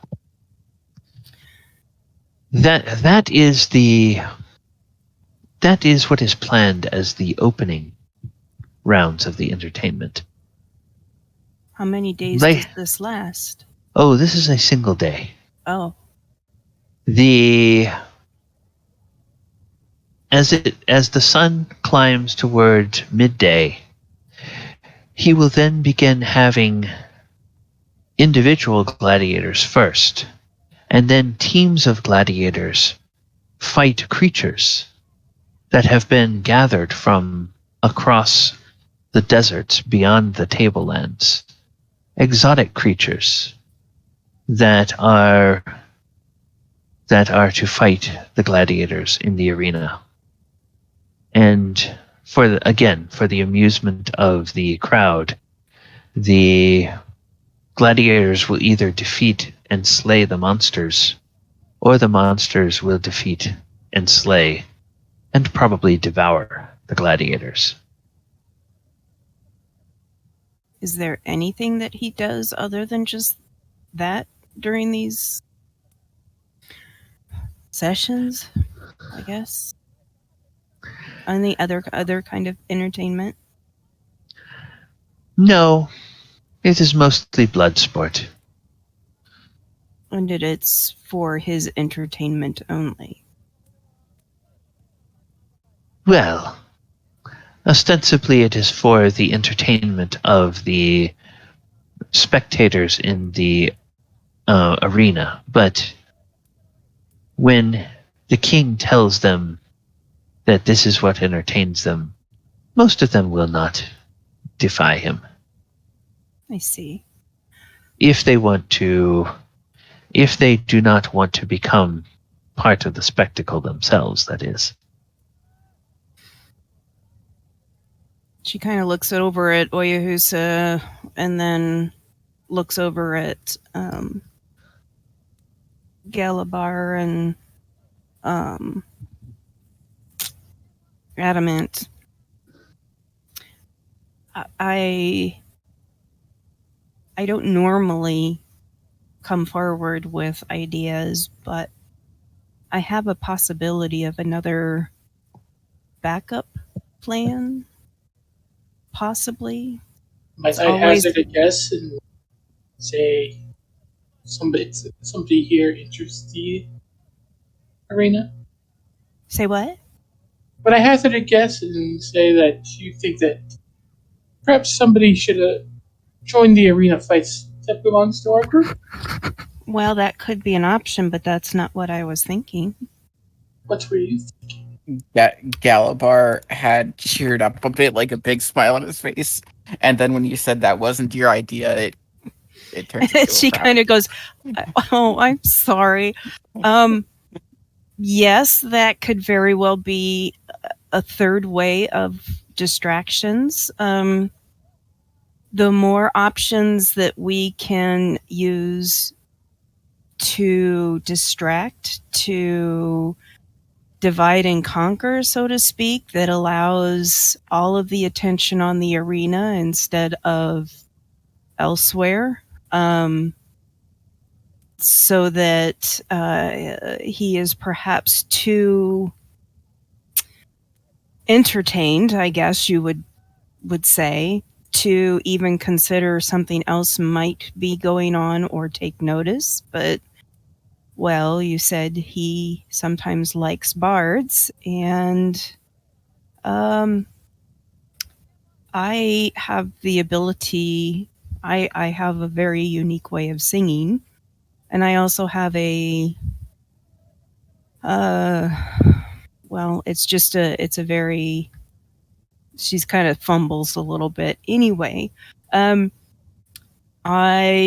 you could have some form of perhaps spreading rumors about a bard that has come from elsewhere that has a very haunting or melodious voice, et cetera, et cetera. And we can see where that goes, perhaps coming here to look to entertain or something, and see if he would perhaps take the bait of having me perform for the games or for the blood sport, and keep him, because of my, I guess, maybe exotic voice or exotic nature as being a Minotaur myself, seeing if there is some way of holding his attention on something other than just the gladiatorial arena. Does that make sense? The only problem I have with that is they said that the bards don't make Well, it up. but if you guys are looking at offing him, I won't have to worry about that unless you guys utterly and absolutely fail, because that shouldn't be something I should have to worry about too much, right? One would hope. Right? She kind of looks at the others like, I don't see ahead. how it's going to be much of an issue for me to kill him. I've killed many spellcasters. well, and that's the thing, is I also have my own magics, which, granted, I can turn on, I don't want to say turn on and off, but I also have my own magics that come from my music, and I do not have to engage them, so to speak, to perform. But when I want to, they are readily available, or will be. This is something that we should consider.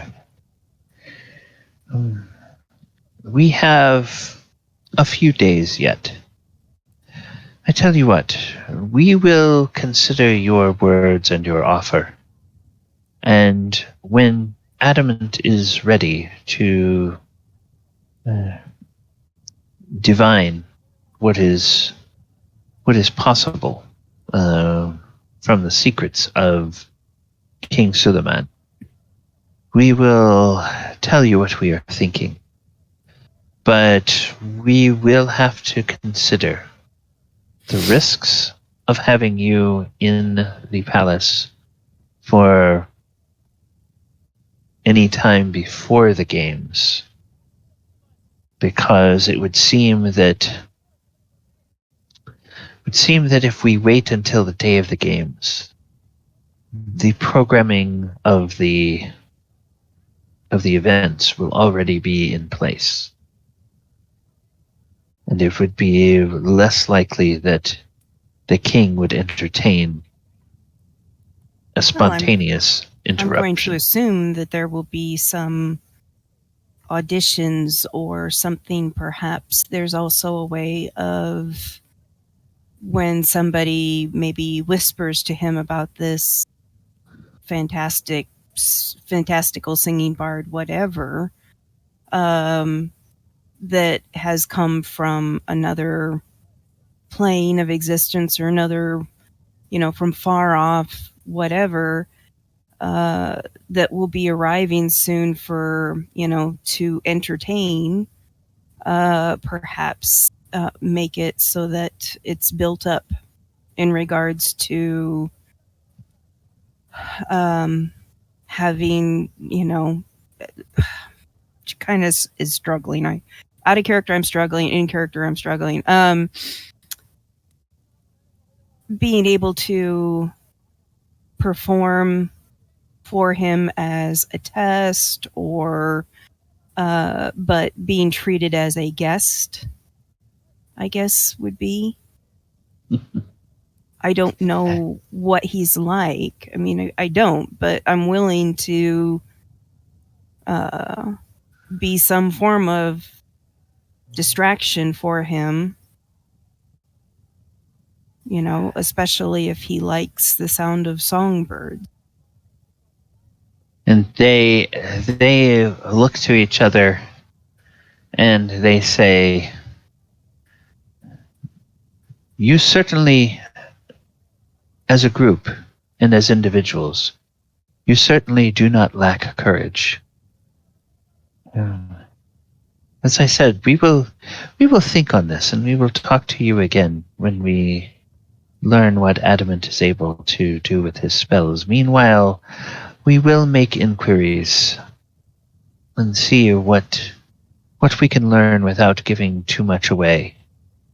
And we will have to think on how this may alter our plans on the day, if it alters them at all. As you say, another distraction may be helpful. But we would not want to put you in any more jeopardy than you would already be in.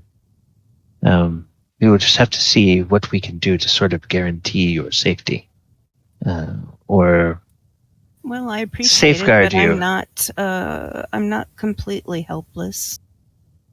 Oh, we would not think that any of you are. And then Atheer looks over at Galavar, and she gives you a smile. She says, I can sense another powerful warrior when I am in their presence.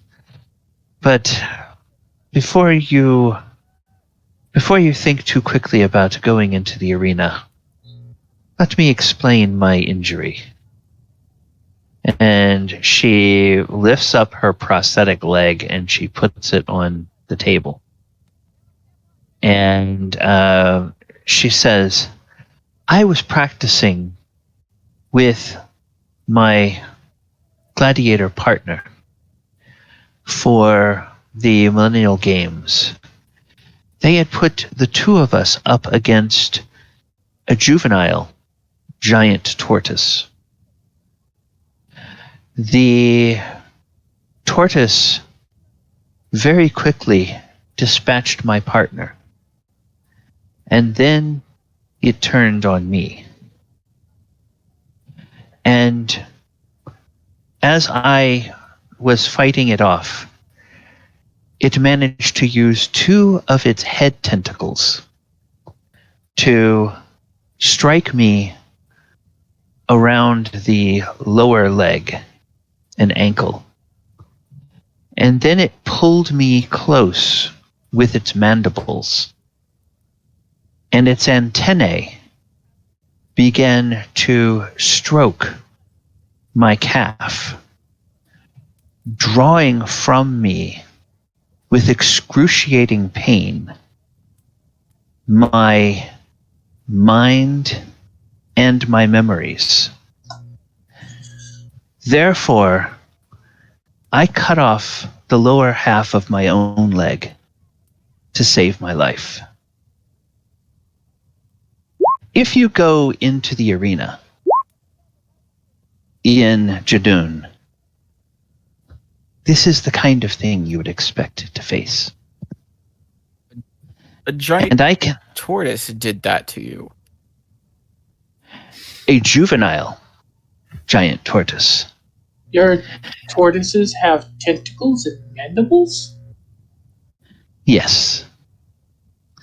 And the grand finale of the Ascension Games is to have the remaining gladiators fight an adult giant tortoise.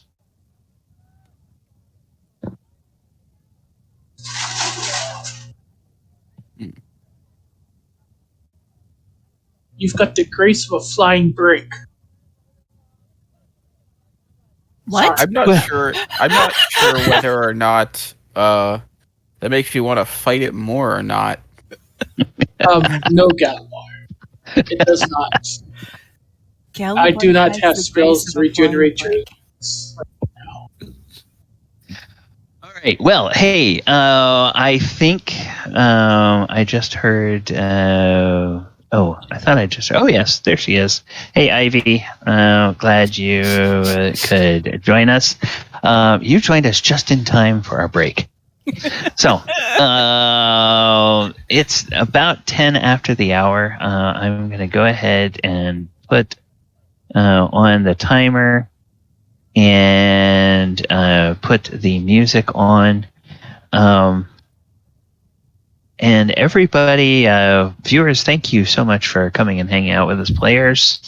Thank you for being here. A reminder that you guys can jump over to the off-stream chat channel, or you can stay here and chat with and for the stream. I am going to go to the classic adventure sound set, and I am going to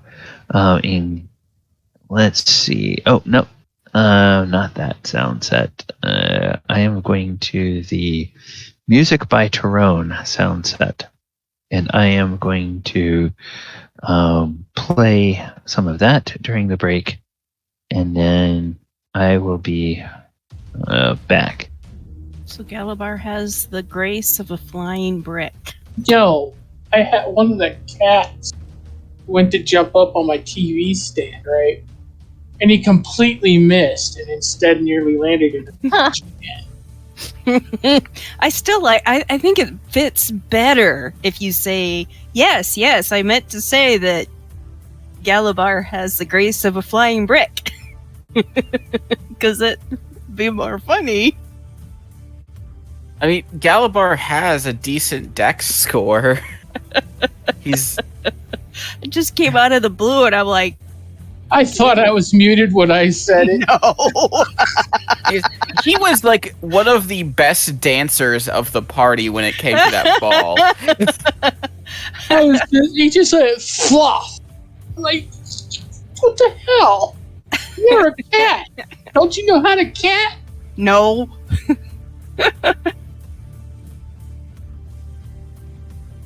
Oh god, that was just too much. Because we were talking about gladiatorial stuff, and Adamant just speaks up. You have the grace of a flying brick. It's one of the bigger cats too. It's what makes it funny. That's too much. I thought I was muted when I said It's that. okay. It's still funny. He just looked at me for a second and just settled down. I was like, what? Whatever, man. Whatever. what? I meant to do that, really. Yeah, I meant to do that. I scolded one of my cats last night, and I was like, "You need to stop using me as a trampoline." But when I'm almost asleep, But what fun is that? you know, he always lands on my stomach. You know, Well, you're awake now. Yeah, Get yeah. up. You're awake now. Get up. So it was funny because you looked right at me, and this is the look I got.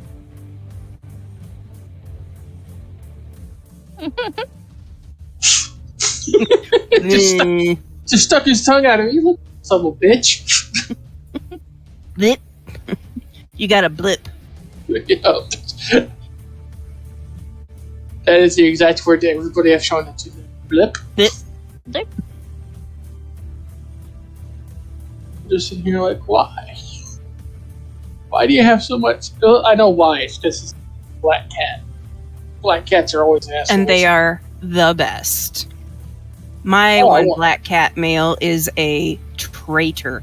Yes, you, little monster.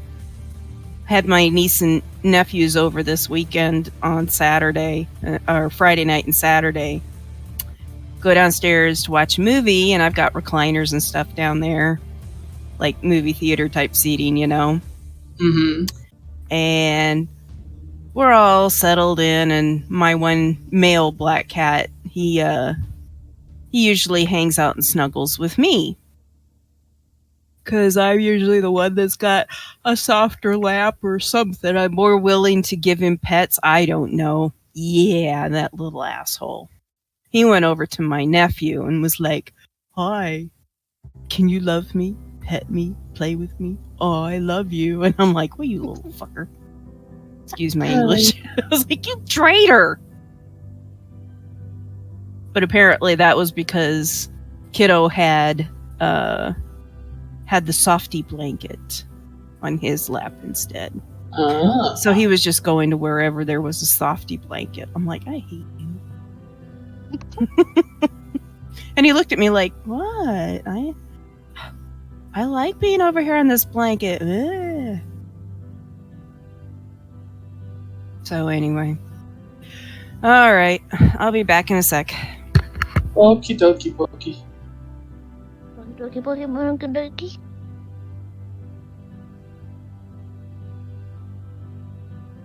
So how did the rolling for the thingy things go? Should I be scared to do it? You should be alright. Are you sure? Yeah, you should be. If Galabar managed to get psionics down, you can. So whenever Gallibon comes back, I should probably roll for them? Yes. Yes, you should. I don't want to stop in the middle of this, so I want to do it on the break. Or after.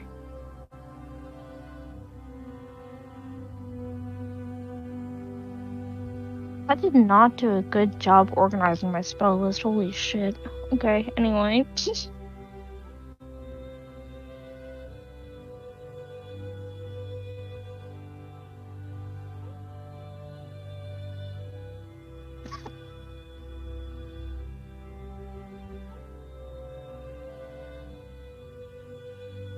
So we're in... Catch me up. So we're in the city now? No, we are being talked to about the city. Uh-huh, okay. Because I know it's on the city map, so... Yeah, they have a map of the city up. Okay.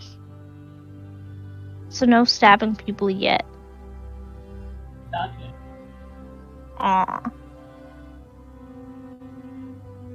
But soon.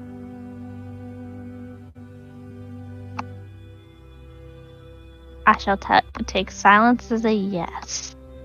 Soonish. Soonish. Stabbing people.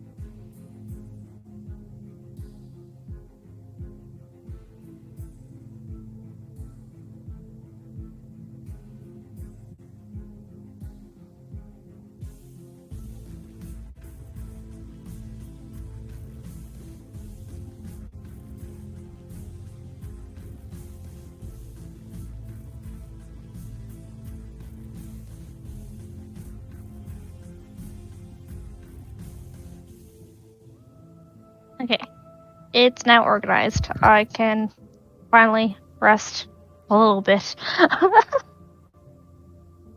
Okay.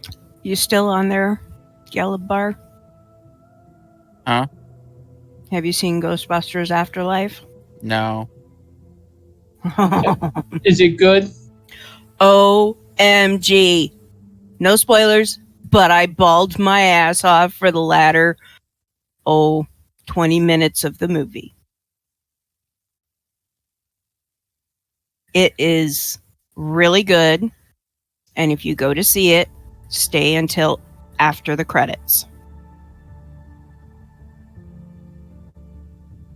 Okay, that's the thing. I don't understand why people leave before the credits. Like, Well, there's a especially lot with of Marvel movies that don't do the little after credit things, but Yeah. they like, did. especially Marvel. Like, Marvel nearly always fucking has it. Like, if they There don't, was there's one that something they didn't, and it kind of pissed me off because I was like, "Wait, where's my after credit thingy?" I can't remember which one it was. It kind of torqued me off. I'm like, I'm missing A lot of something. it. Hello. They do a lot of those scenes that are just like improvised. It's funny. Like the shawarma scene. "Yeah, That was improvised off of a joke that Robert Downey Jr. well, yeah." He improvised the whole scene with the. Anybody had shawarma? I'm really hungry for shawarma. Yeah, when he Yay! You know, woke up and from then the nuclear bomb. Yeah, and then all the snacks that he had. yeah, he hides them all over the set. So the blueberries that he'd had in the first movie, or in the first Avengers movie, that was a snack he had hid. He made him mad. Like, I told you to stop that, man. I get. Are you crazy? Blueberries? Yeah. So did you ever hear about how Benedict Cumberbatch, when he was shooting Doctor Strange, walked into a comic book shop right down this road in full costume? I had not heard about that, but that's fun.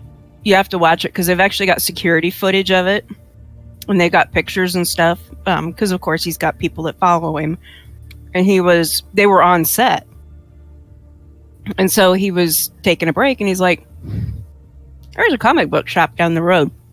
I'm gonna go in a comic book shop." Just spur of the moment. Talk about, a comic book owner shop's wet night or wet dream, Oh. So yeah, it was pretty cool. That was a strange conversation to come back in on. We were talking about Marvel stuff that people have done. Oh, okay. All right. All right. I am back. Let's go back over to our map here, and then I'm going to take us back to the main screen. Ivy, glad that you were able to join us today. I know with this new schedule and everything, it's Trixie. Yeah, causing a little bit of difficulties there, but we appreciate you making the effort to be here for at least part of the session as time allows. All right. Did anybody fill her in on? Yes. Or did? Okay. So. Kind of. Okay. So this Psionic Spellcasting, the handout that you guys got last session before my internet got cut off by the outage. Oh, Spectrum! Shake my fist at you. They went through and they successfully completed the 3 days of training. Now, Everyone passed. Everyone passed. Uh-oh.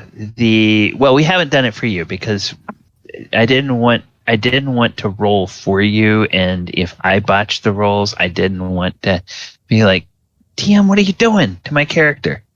I wanted to give you a chance to botch the rolls for yourself and suffer the consequences of it. But the idea is, as a druid, your wisdom is your spellcasting ability, right? Yes. Pretty sure. Yes. Okay.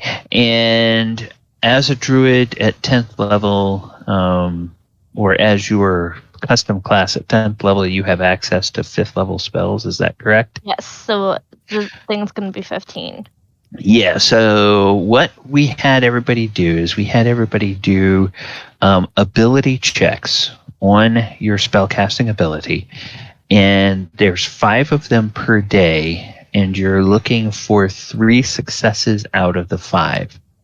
Now, if you are sitting on DM inspiration or if you're sitting on chat room inspiration, you can, of course, always use that to convert a failure into a success. But the DC you would be looking for is at least 3 scores of 15 out of 5 rolls. And we can do those in rapid succession if you would like to do that, and see how that goes. So if you're ready, we'll go ahead and do the first day. And we'll just say that your days are corresponding with the days everybody else did theirs. Wait, so any wisdom scores? Yeah, so make wisdom checks, if you will, please. Oh, wisdom checks? Yeah, just click on where it says wisdom. Okay. All right. So now that the first roll there would be a 14. If you have inspiration and you want to cash it in, you can turn that into a success. Otherwise, I don't have it. So okay. So that's 1 failure. Ooh, that's 2 failures. Someone else want to roll for me? See, everyone else passed, so I have to fail. Yeah, but we had failures too, so don't worry. Okay, so that's 1 success. Oh, that's 3 successes. Okay, and then roll 1 more time. Oh, damn! Okay. Oh. Nobody had 4 failures. All right, so with 4 failures, I get 1 point, don't I? Well, you get some psychic damage first. Wonderful. With 4 failures, there's 2d10 psychic damage. So 8 points of psychic damage. Ow. And 1 level of exhaustion. Now, the good thing about 1 level of exhaustion is that you take a long rest and that level of exhaustion goes away. So the only thing that means is that means that for Elora, on her, she has 1 day that did not succeed. Yeah. Galabar failed on the first day as well. Yeah. So it took him 4 days. You are, just like Michael Jackson said, you're not alone. Yes. All right. So you get a night's rest. The ouchies go away. Your exhaustion goes away. You can try again the next day. So we'll go 5 more. See what happens here. So I made it that Okay, day. hey, all right. So yes, you made it in 4 rolls, and if they may have told you, but if you get to 3 successes before you get to 5 rolls, you don't have to make the 5th roll. Okay, so that's 1 success, 1 failure. Okay, so now we go to the next day. Ooh, she got okay. 25. All right. Now, that 25 counts for 2 successes. So even though you had the 1 failure, you succeeded on the 3rd day. So you now have 2 successful days. How many successful days do I need? 5? No, 3. you need 3 in a row. It's 3 consecutive days. Okay, and then 21, 19, and 20. Okay, that's it. You passed. So Galapar and Elora passed on the 4th day. Everybody else passed on the 3rd day. Nature lovers need to stick together. Come on. Congratulations, you all now will be able to. And again, for Elora, your spells come from the spirits of nature. You have realized that you are in a plane that where it feels like the membrane, for lack of a better word, the membrane separating this plane from the elemental planes is very thin. And when you talk to people about druids in this plane, it seems like the druids here actually sort of draw their power from the elemental planes, which may mean that anything lurking on the elemental planes may be aware of spellcasting going on. So you would not have any negative impact on the environment by casting spells normally. But if you cast spells using your normal method, there might be a chance that some entity from one of the elemental planes may take notice and be curious about that. So it's up to you. Galapar and Adamant can call upon the magic of their deities, and then the arcane casters, if they cast their spells, it would wind up drawing the energy for those spells from plant life unless they use the psionics. So everybody has passed their spellcasting training, and now we are into the time of waiting on Adamant's to collect the reagents that he needs. I don't know, Ivy, how much Ivy heard of this meeting and whether you guys want to fill her in or whether you did during the break. Yeah, I told her much about the meeting. Okay. The upshot of that meeting is that there's a group of assassins from the Veiled Alliance that plans to try to assassinate King Suleiman. And they are going to use the excuse of the Millennial Games to celebrate his 1,000th year on the throne. That they're going to use that occasion to try to carry out their plan. And they have proposed that you guys enact your plan the same day. Now, Enka had some thoughts, and some of the others had some thoughts on that. But there's a few days before Adamant is going to be able to cast a legend lore spell. He is basically collecting components. Sort of, that's just part of the understood. What he's doing every day is collecting components until he can cast legend lore. And then that may shed a little bit more light on both your task and their task. But the day after the meeting, you are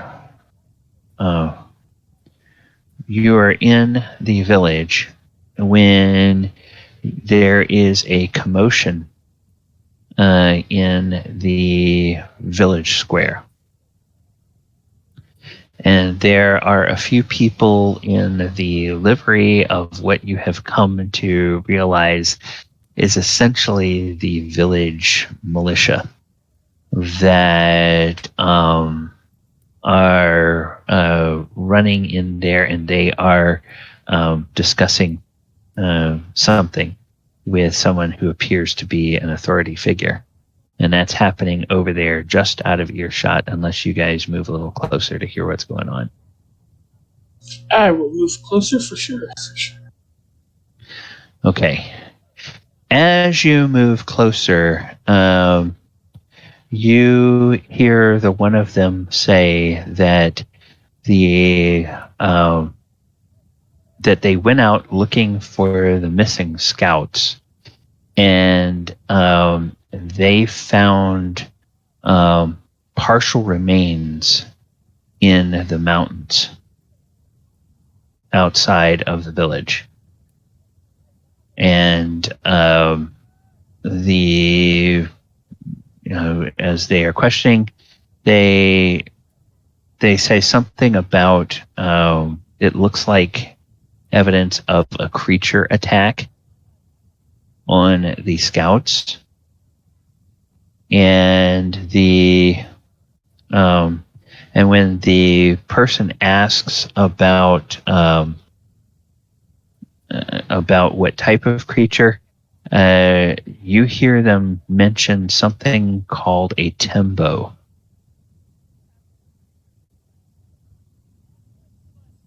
Okay, what is a Tembo?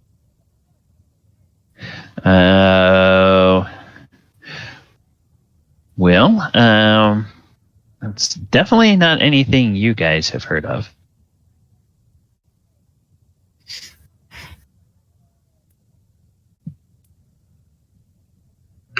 Well, Adamant, what can I ask? What is a Tembo?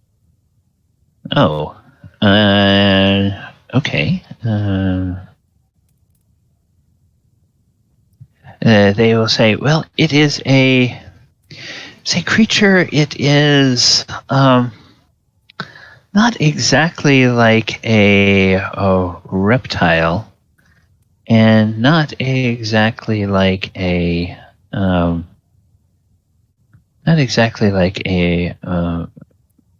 mammal, but it is it's on four legs, and they start trying to describe it. And he actually does a relatively good job of describing what the creature looks like. But I do not have good words to describe what that is. So therefore, I'm just going to sort of show you a picture of what he is describing. And the mental image of what he is describing looks a little something like this. Oh, a Jersey Devil. Good to know. They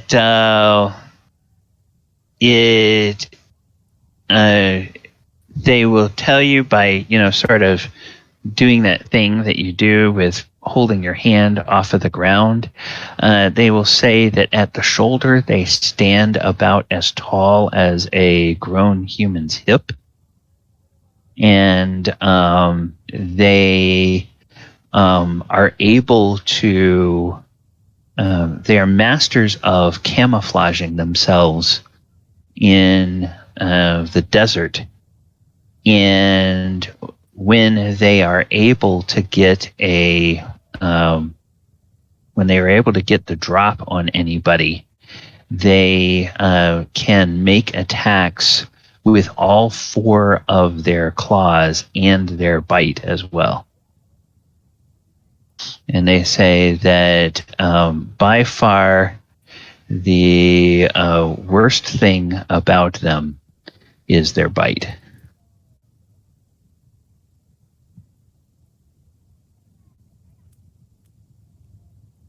Lovely. They think that these creatures took over their scouting party? Yeah. Their thought is that the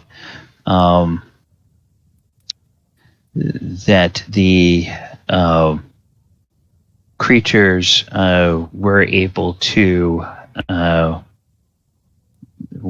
overpower, probably ambushed and killed their party, and the captain is, at first he doesn't want to believe that, but he says we haven't seen Tembo here in over 20 years.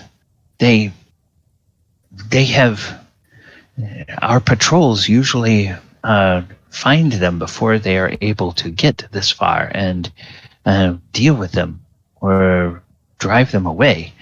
They usually don't come this close to habitation areas. And then one of them says, well, something's making them come this way. I don't know whether they just are exceptionally hungry or what. And they said, well, there's nothing for it. We're going to have to gather some patrols and go out and try to hunt these things. We can help with that.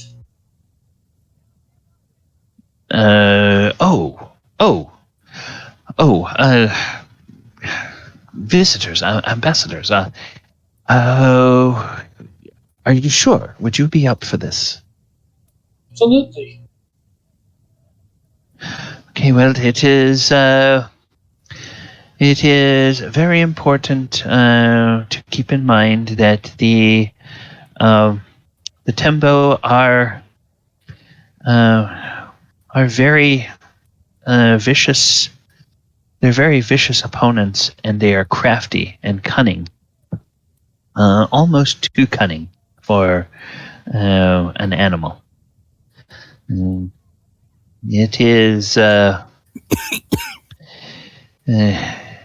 You must be very careful when you strike at them, for when you think you have struck the Tembo, you may not have, actually. They have some very strange abilities that the twisted nature of this world has imparted to them. Interesting.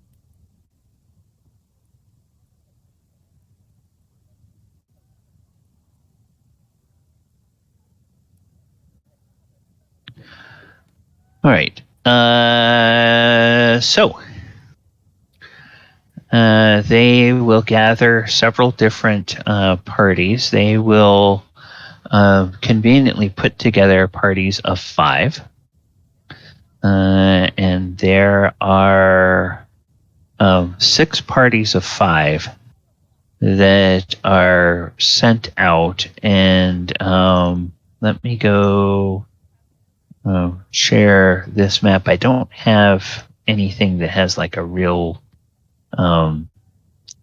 close-up area of this, but the missing scouts, their remains were found to the west. So towards this big ridge of the Ringing Mountains, like over here. And they were just like a couple of miles away from the village where they were found. So they send 6 groups of, or 5 groups of village patrols and you all. And each of the groups of patrols is given a bone whistle. And it's it's basically like the bone version of kind of like a coach's whistle or a referee's whistle or something. You blast on it and it just makes a loud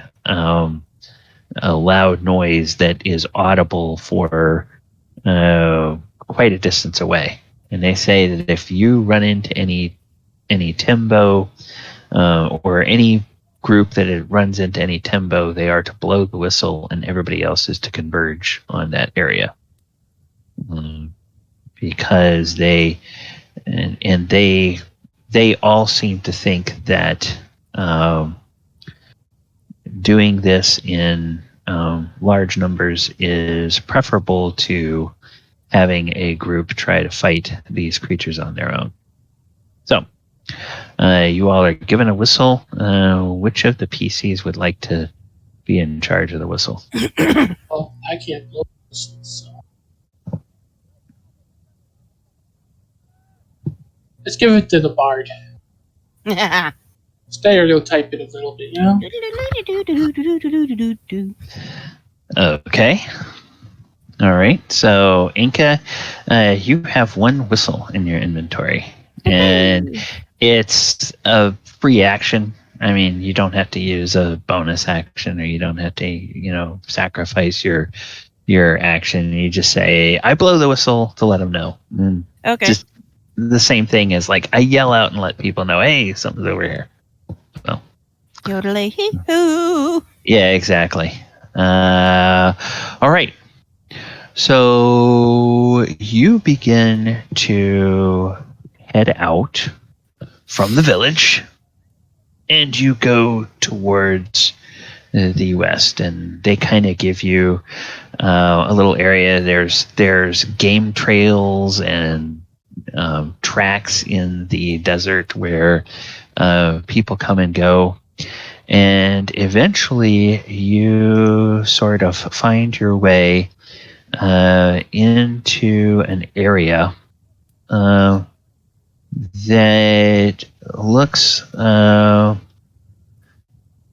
looks something like this. Okay, so I'm going to move us, and then I will know what size I need to make the map to fit us on there.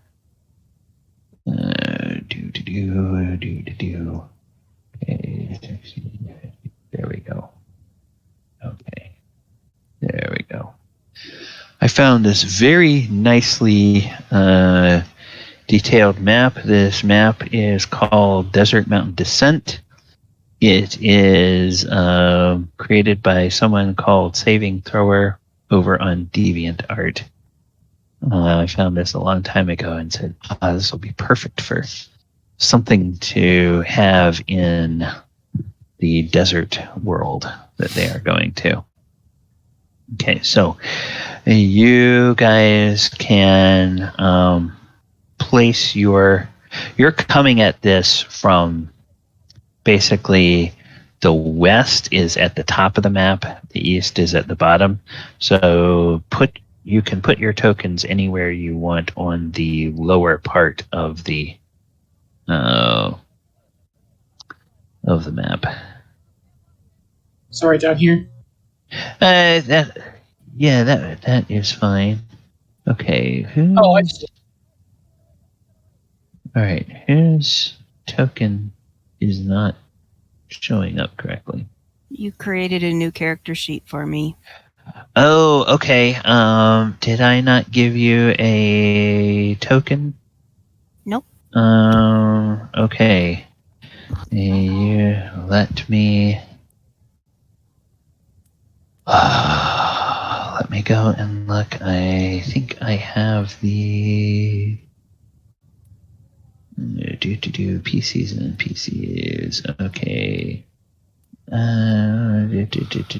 Planeswalker. I forgot how we drag tokens. Grab your name and drag it out onto your character sheet name from the character sheet journal. Just grab your name and drag, and where it highlights it as blue, and drag it out onto the screen. Okay. Then let me see. Goonie.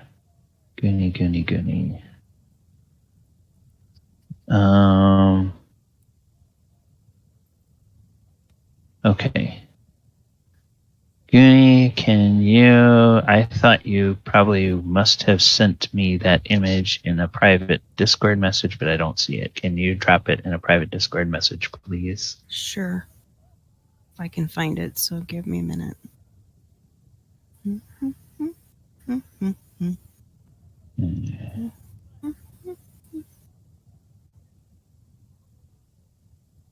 Okay.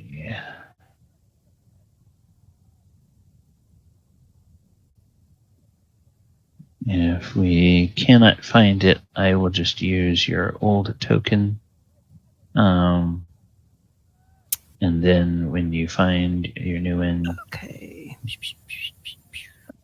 always, guys, remember, if you update your character image, do not just simply throw it on your character sheet without sending me artwork and say, hey, I need you to make this a token. There it is. Adamant, Okay. I think you put your token on the wrong one. On the wrong side. But I might be wrong. Oh,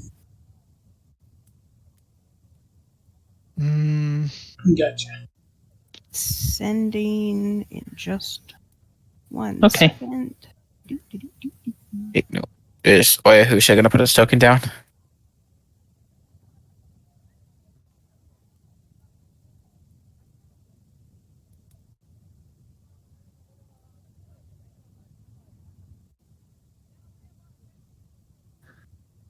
All right. Please stand by. Yours. For technical difficulties. A couple of our players are having technical difficulties.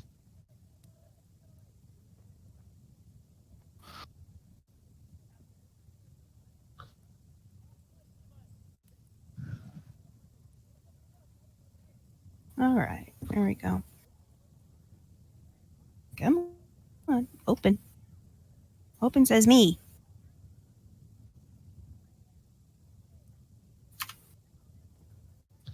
There we go. All right. Aha. Okay. So you actually do have it as a. I'm going to save this as.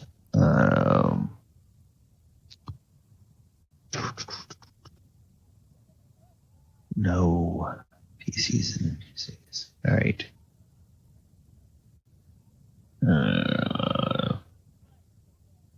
November 21. All right. Then back on this map, and we open this. And there we go. Now let's hope that this has been formatted the correct way. Yes, it has been formatted the correct way. Okay. Now I need to, on my computer, I need to open Enka's character sheet. And okay, come on. And then Enka, I am going to ask you to tell me. Okay, after I associate the. Well, where the hell? Oh, because you've done this. There we go. And tokens misbehave. Okay. Tell me, if you will, your maximum current hit points. 93. 93, and tell me your current armor class, your normal armor class. 15. 15. Okay. All right, and then I'm going to edit your character sheet and use selected token, and then save the changes. Okay, now, in the future, when you bring your token out, it will have that, and it is connected to your character sheet. All right. So, Yay! Thank you. You are welcome. All right. So you guys are out here, and you are creeping up. Creepy. Creeping up. And those of you who believe it will help you can make a perception check. Even me.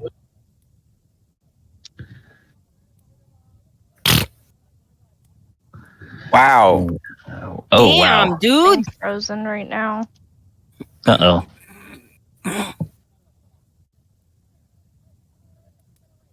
Ouch. Ah, my character sheet's not doing weird. I've gotten some messages in the last few weeks that Roll20 has updated some things, so I don't know if they've updated anything and broken stuff in No, character it's just. sheets. I mean, it's my computer side. Oh, okay. All right. But I'm going to roll in just a second. I Okay. just need to relaunch our page. I don't know why it just absolutely crashed on me. But just my luck. Yeah, so far... Yes, I'm going to do the same thing here. Okay.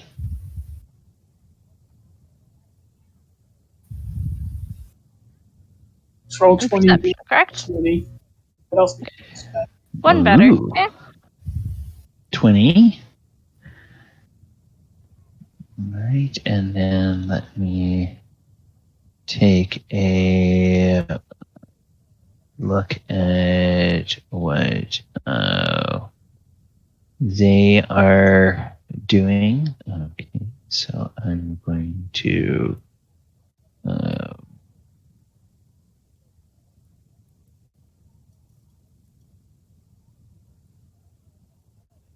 okay, I'm going to go over here and make a check.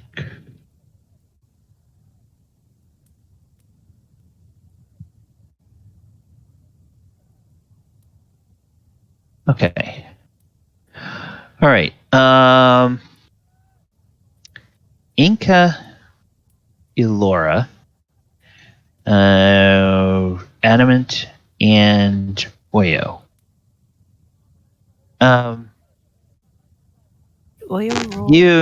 You guys notice that all around, it's late morning by now, and it's very, very hot. It's probably hotter and significantly drier than you've ever experienced in Waterdeep. And so you notice as you look around, all around above the rocks and above the sands, there's like the little shimmering heat haze that is going. But in one particular spot, you guys notice a distortion in the heat haze that looks a little bit off. And that distortion is about right here. Okay. Galabar, you don't notice anything. You just think it's really hot. Where is it? My stuff just finished. Enka kind of looks up and kind of does the head tilt and points in that general direction. Goes, does anybody see that? Laurel kind of look up here and she'll kind of like squint her eyes and say, well, it is very sunny, but it doesn't seem like there's too much heat coming off that one area. Should I make it tumble? Make a mess? Come on. Or, Fun. See why not? or make it wet. And then as you as you guys who have noticed it, and Galopar, they're looking up at something, but you can't even see what it is. The rest of you sense something move. Like it moves away from, Guys, there's something there. and it moves over to like here, just kind of out of the edge of seeing. It moves over where? I didn't see a thing. Okay, it had been here, Yep. and it just looks like it retreats. Maybe. Oh, gotcha. Okay. Oh crap! Okay, guys, thank you for doing that measuring. That means that when I copied the map, I didn't change the scale. Yeah, Oh, very, wow, that's a lot of miles. very Yeah. fast. Very, very fast. Yeah. Okay. We can So see now the it should be Yes, it's back to feet. yeah, back to 5 feet per There, square. here. Was there Yeah. back to here? Yeah. So something has moved up there that some of you can see. Guys. I see it. So she goes over to when Galabar is kind of looking like I don't see it.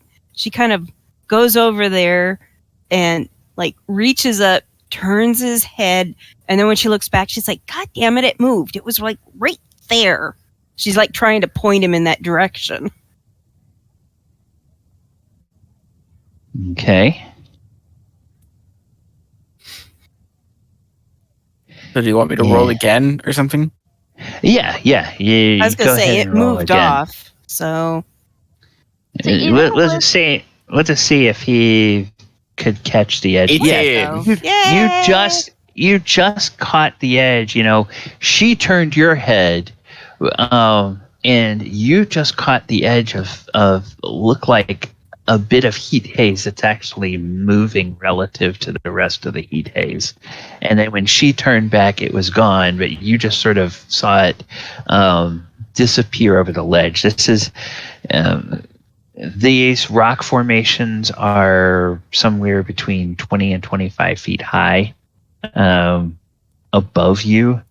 And so it's like it was there sort of on the edge, and then it sort of pulled back a little bit as you guys approached. So I have a suggestion. yes. You're all a bit stealthy. Why don't I move ahead as bait? And you sneak up in an ambush.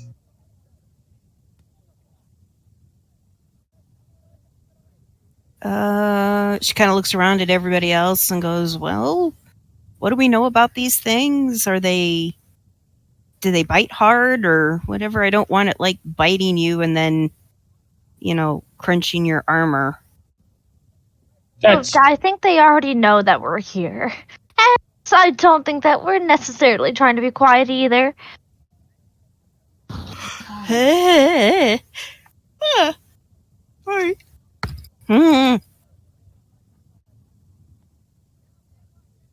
Be on your guard. I always am. No. My natural state of being. We're just gonna lollygag somewhere along the way. Mr. Boris, if none of us want to go up there and investigate, I can send Griffy up there. Griffy will have a time of their lives eating those little dogs. I don't know if it's a dog. Well, they're not technically dogs, but they kind of remind me of the dogs near home. Well, if you want to Just pull kinda like- Griffy out to play, go for it. Well, I was going to go up there as bait. Just let Griffy do it.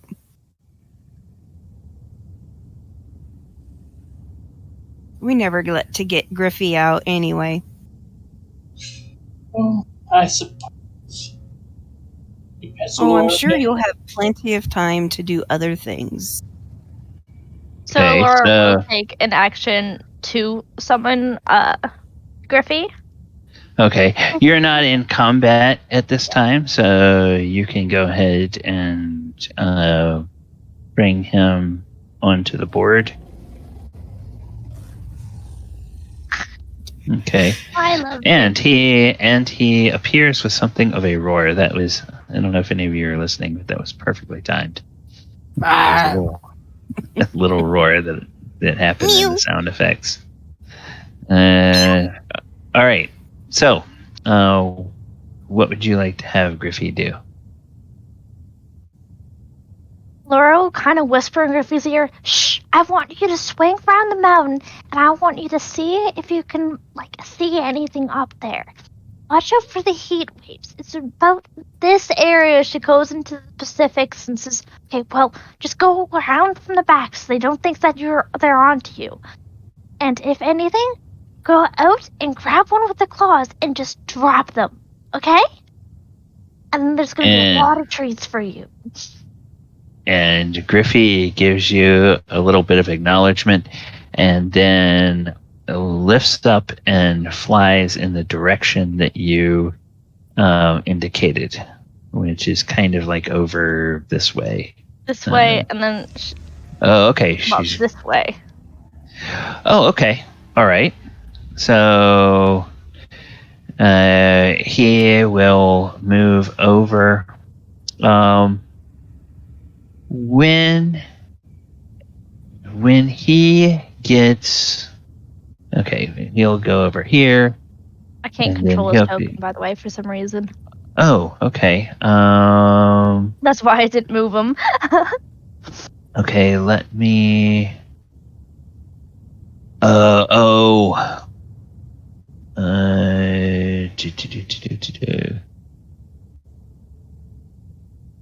Interesting.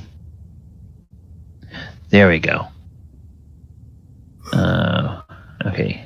Now I think you should be able to move him. Yes. Okay. All right. So you had moved him. Yeah. All right. When he gets, I'm going to take him back to this point on his trajectory. Mm-hmm. When he gets to about here, you hear Griffy let out a screech, and you hear multiple animal growls, and there are two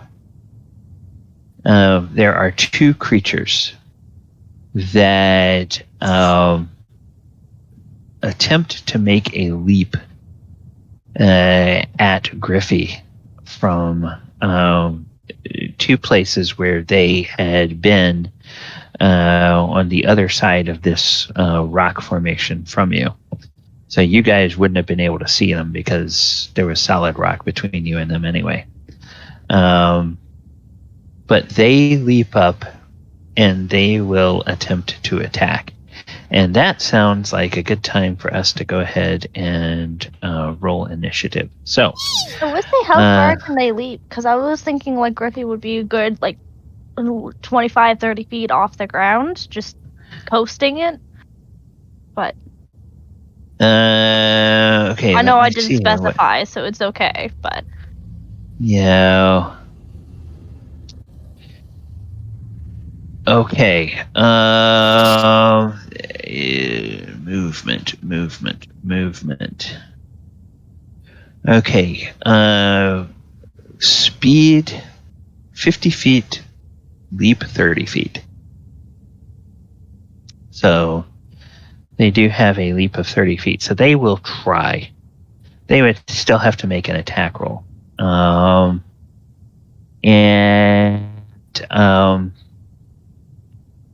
So it is going to.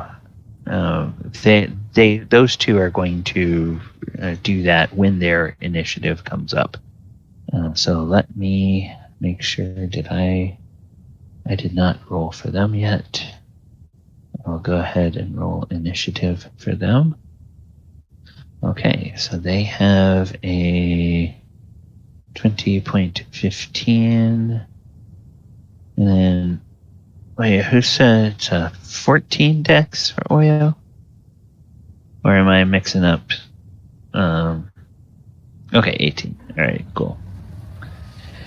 All right, I'm mixing up Thursday and Sunday. All right. Well, and did you get Griffy's initiative there, Enka? Or Elora? Or do you need me to roll that for you? Sorry, what were you asking for? Did you get Griffy's initiative, or does he just share your initiative? I can roll his own. Okay. 19. Okay, 19, and let's just double check what is his. Dex What is is his? 15, so 1915.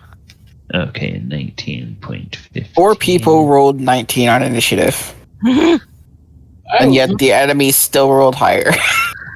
Yeah, okay. Just by that much. Okay, so I'm going to add a turn, Wait, and he will be 19.15. Missed it by that much. And then descending order. All right. So I'm not sure if it's the difference or not, but Griffy does have keen sight, so he does have advantage on perception checks. yes. The reason that Griffy could not see them is that they have been using one of their abilities, which is ectoplasmic form, where they can basically hide in the border ethereal plane. They're literally invisible. And ambush from that. So they are going to make their attacks. Yes, you guys are in fact fighting 2nd edition monsters. So that's why I hope I knew that there was a reason you wanted us to play 2nd edition. I'm just kidding. Okay, so they are going to use their surprise ability, which means they get 2 foreclaw attacks, 2 rear claw attacks, and a bite. So they will. That's 10 attacks on Griffy. So two foreclaws from the first one. Armor class 8 will miss.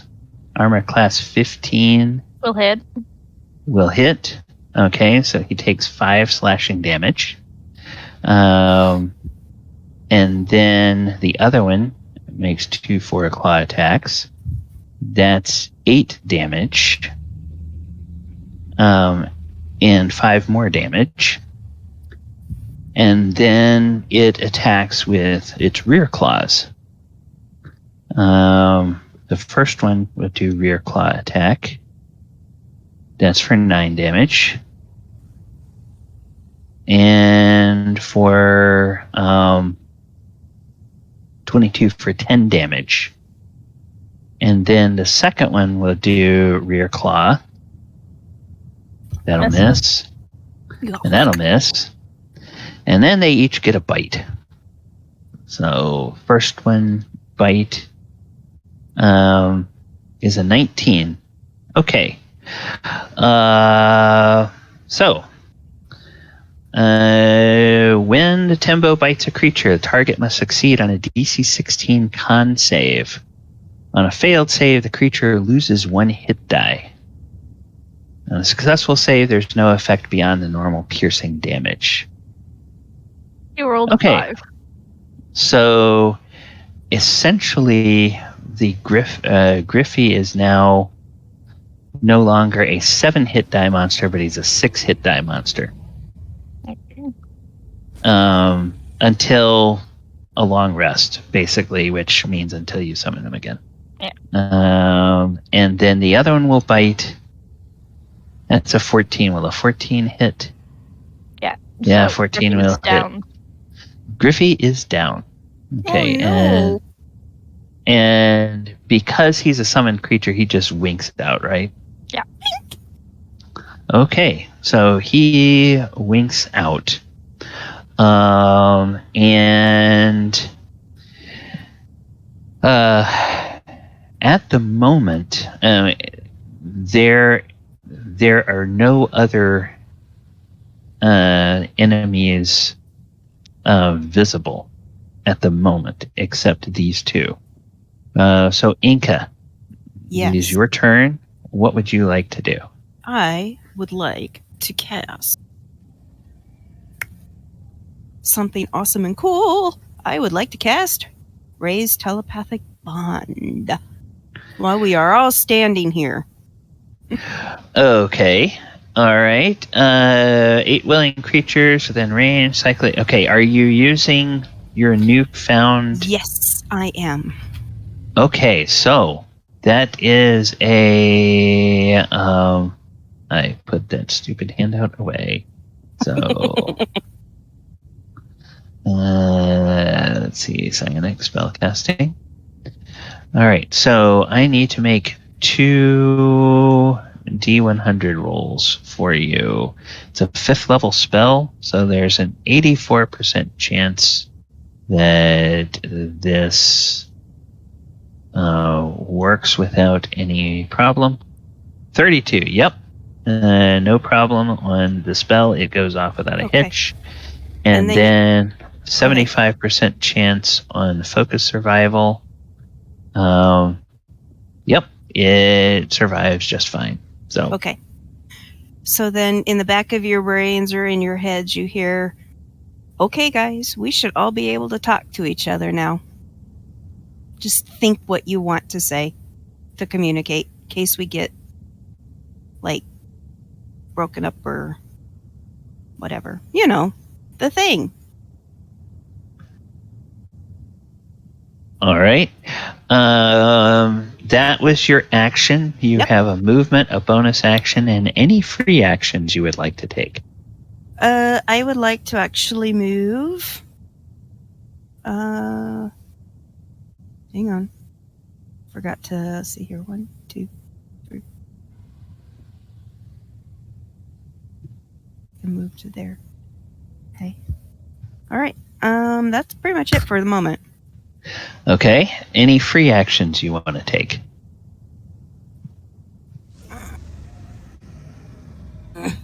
Hang on.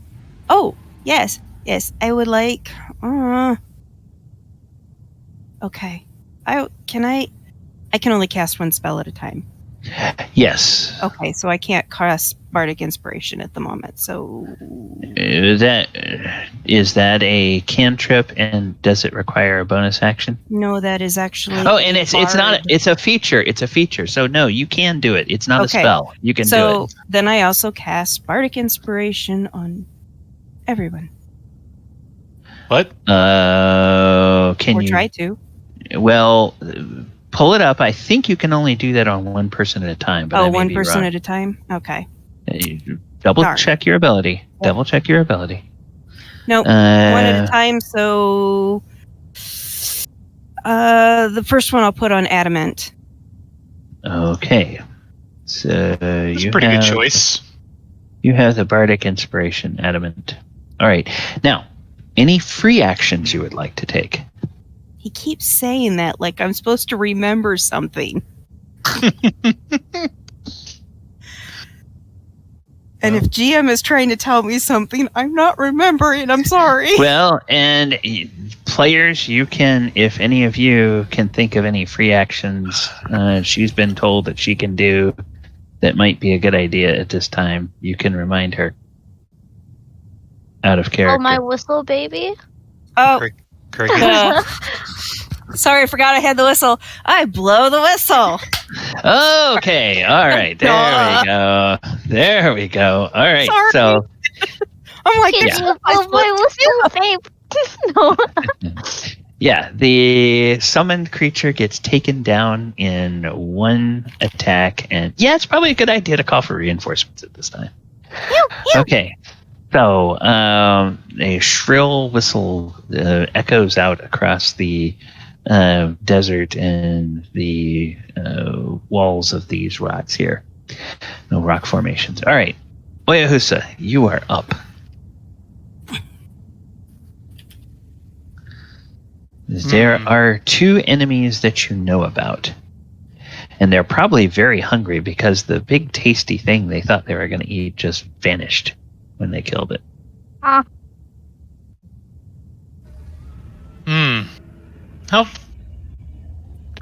What kind of terrain are we talking about here? This rock formation here is about 20 feet high. So you have to go up 20 feet and then ahead to get somewhere. And I know some of you do have means of flying. Keep in mind that you have to figure in the distance you're going up as well as the distance you're going forward. Okay, so how far you can get. So going up a wall normally would be difficult terrain, right? It would normally be your climbing speed, which is usually half of your movement speed, unless you have some feature that lets you climb as fast as you normally move. Oh. So yes. Well, it's a good thing I can...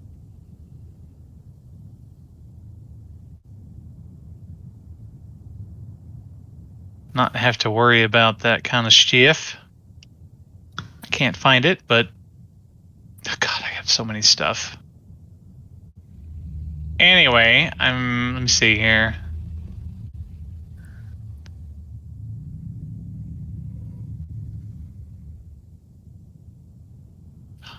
This is embarrassing. Anyway, I'm able to run up walls and run on liquids at this point, I think. Okay. Let's double check that it's on there until you find it. Let's say you can't use it. I'm looking for it on the... yeah. Otherwise, what would you do? Unarmored improvement speed at level 9, you gain the ability to move along vertical surfaces and across liquids on your turn without falling during your move. Right. Okay. All right. And does it say anything about the movement speed? I would presume it's just your normal movement speed. Okay. So, Oyo, you have all those nifty ways of moving additional movements. So, all right. So I can go that plus an additional. So we'll say that. Let me measure from your token to the top here. So Let's say that if you use 60 feet of movement, you can get there. Yeah, I only have 55, so I think I gotta go right below you. Yeah, you could go right there, and that would basically put you where you're standing, and you could see them. Right. Well, I will do that. Okay. All right. So was that right there? That's the hard part. That's your act or your movement, and then what would you do like for your action? Well, I'm going to throw a... thought I had a dart, but I don't have them on my... let's see. I do. So it'd be like a 1d4. I don't have them built in. I think I can throw them. Anyway, I'm gonna end my turn. I'm sorry, we haven't had combat in so long. I'm totally out of my action economy. Okay. All right. I'll take. I'll just boom. Okay. There. Then with your bonus action, you can do some things as a monk. Do you want to do anything like take any one of those? Oh, okay. Bonus action things. Actually, I can throw a dart, and it's this. You can step of the wind to get to dash towards them and then punch them. Yeah. Okay. So I'm gonna do that. I don't. So, this is my martial die, which is. I think it's like a 1d6. stand by for my incredibly long turn. Yeah. So it's the range on a dart is the normal range is 20 feet. 10th so level, it's 1d6. yeah. 10th So level. the attack is at disadvantage, but the damage is 1d6. Right, and the range on a dart is normally how many feet? 2060.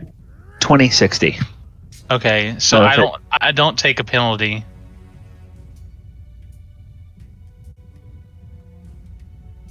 Both normal and maximum range for all weapons that have the thrown and finesse are doubled. So yes, your range, your normal range for a dart is 40 instead of 20. All right, I swing at But this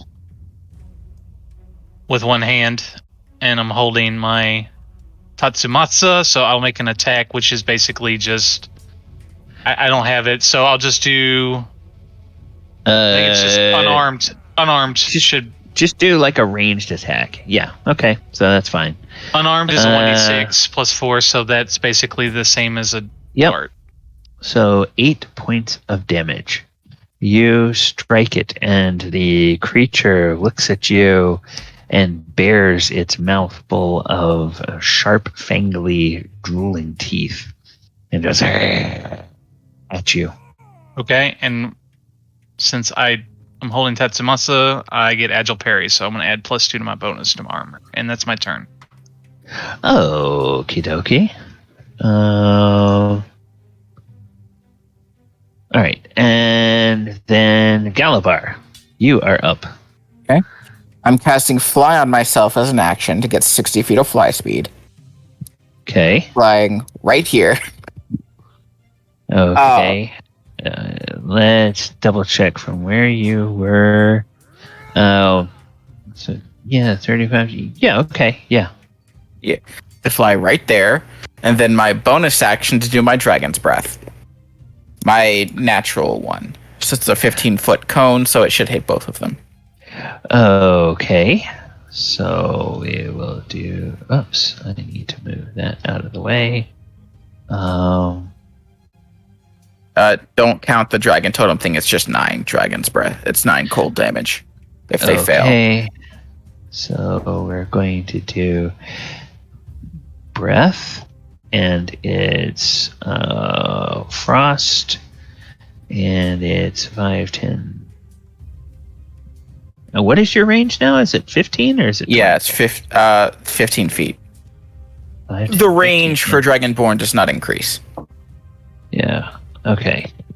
Well, I didn't see that effect. I don't know if you guys saw it or not. Oh yeah. Okay. There it goes. Okay. I didn't see it on my screen, but when I looked at the other screen, I saw it. So, and they have a DC 19 Dex save in their future. So, get rid of that one. A 13 will fail. A 4 will fail. So they both fail. They both take the 9. full. Now, does your normal breath impose any kind of penalty? No, I didn't. None of my breath does. It just does damage. Okay. All right. Because I know sometimes cold attacks will slow an enemy or something like that. I think that the cantrip like Ray of Frost does or something like that. Okay. Yeah. Okay. I just disadvantage on weapon attacks. Yeah, I am not raging. Just to be clear. You are not raging at this point. Okay, Adamant, you are up. Okie dokie. Let's see.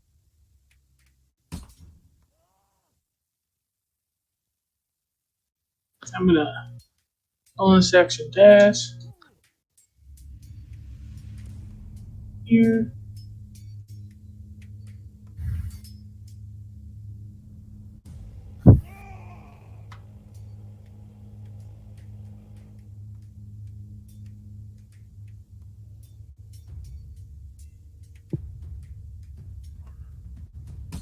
Okay.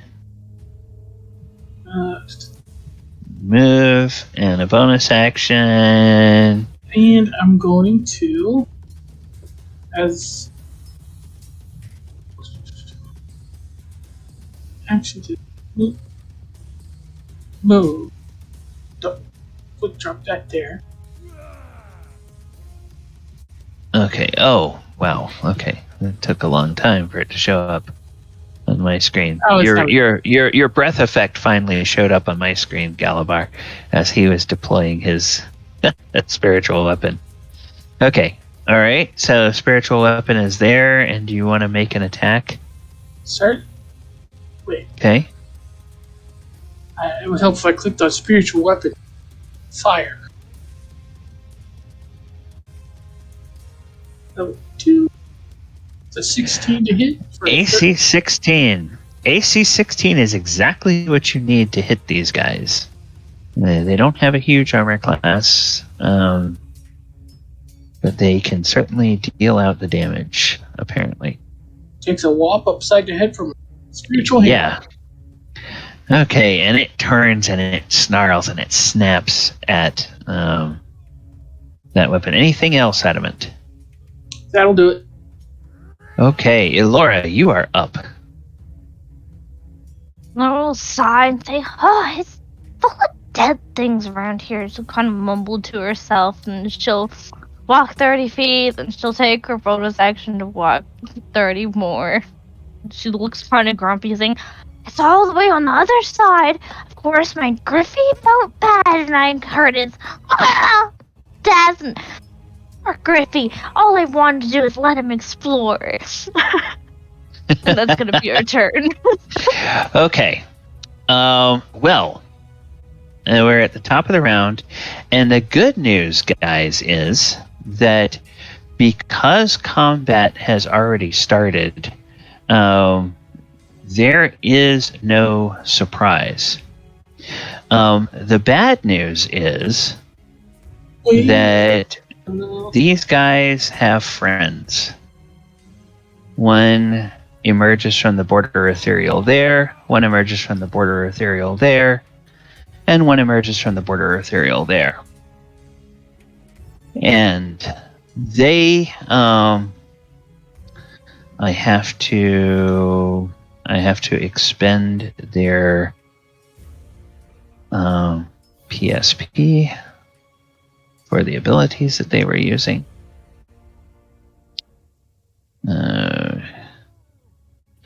No, we do have 109 if we can cast office level spells, right? Yeah, it's based on the number of spells that each of you has. So yes, if you use that formula and you added up all of the PSPs you get for your memorized spells, then you would have that. But it's based on the number of spells you are able to memorize every day. Perfect. Okay. So they come out of their they come out. Come on. Yeah, they can. This one will move up to Adamant. This one will can go 50 feet, so he will move up to Galabar. And this one will move up to Oyo. So, the gentlemen each gain a dancing partner. And they will make 2 4-claw attacks and a bite attack on each of you. So, let's start with Adamant. Adamant, you get 2 4-claws. 14 will miss. A 10 will miss, and you get a bite. A 21 will miss. Okay. Then Galabar, you get 2 4-claw attacks. A 19, I think that's going to miss. Yep. A 25 will hit. for 9 slashing. You said you're not raging, so Not raging. all right. And then the bite attack is an 8. So that misses you as well. All right, and then Oyahusa, you're sitting on a 23, so it hits you with 4 claws for 9 slashing. Second attack is a 20, which will miss for 5 slashing. I'm sorry. The first one, I'm gonna uncanny dodge it. Sorry, I was like, I was trying to get my mic open. Okay, uncanny dodge, and that deals, or that does half damage. Yeah. So you take only 4 instead of 9. The second attack misses, and the bite will also miss. Now, these things are rolling really well. They only have a +6 attack bonus, but I've seen a lot of rolls above 20. So yeah, they are. Yeah, because of their incredible load of abilities, I kept the attack bonus kind of low because it's like I wanted it, if it hits, I want it to be something that hurts, but if it, I didn't want them to be too easily hitting you guys, since you all have very high armor classes. Let's see, I need to go. I actually forgot about one guy all by himself over here, because his token does such a good job of blending in. I don't think he can reach anybody. What about this He guy? can. Yeah, okay. These two guys. Actually, he's gonna go for the target. So, yeah, I'm sorry, Galabar, you're getting ganked. It's okay. There's more attacks coming in. So there's 4 creatures on Galabar. So as it should be. 6 more 4-claw attacks. Miss. Shield. So now my AC is 25. And that's why I didn't rage. Okay, I'm showing only 20. So you may need to update. We just casted shield, which he needs to post. Shield. Okay, yeah. Okay. So that's 1, 2, 3, 4, 5, 6. Okay, so one of those 4 claws hits for 6 damage. And then there's 3 more bites. Ow. Ooh. Oh my wow. gosh. Okay, so Galabar, you feel some kind of mystical pull at you. It's not going to affect your current hit points because of the amount of hit points you lost, but we're going to have to figure out how we can emulate this with your abilities. Basically, you're now a 9th level Galabar instead of a 10th level Galabar. Well, doesn't he get a Constitution saving throw? Oh yeah, you do. I'm sorry. Oh Lord. Okay. DC 16 save, and that was a miss. Okay, so yeah, you're a 9th level Galabar. You take 29 points of damage from that bite. The only thing I lost was a reckless attack, so I can't reckless. Okay. All cool. Right. And then let's hope the other one, the others miss with their bites. 15 will miss, and an 18 will miss. Okay, so. Yeah, you guys hear Galabar. I don't know if Galabar screams or not, but he reacts in a way you've never heard him react to being hit before. And he's been hit by a lot of really big, really powerful monsters. And these are just little, like, dog things.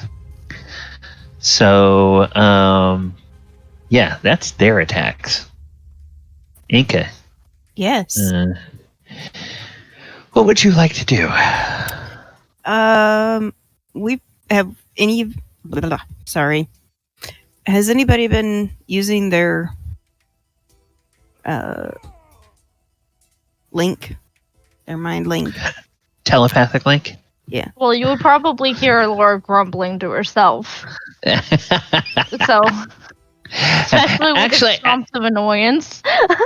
Actually, I think the way that the bond works, you have to think about sending the message to your teammates. If it's just rah, rah, rah, rah, they're not going to pick that up. I don't think it's like an open channel to all of your thoughts. No, it's not.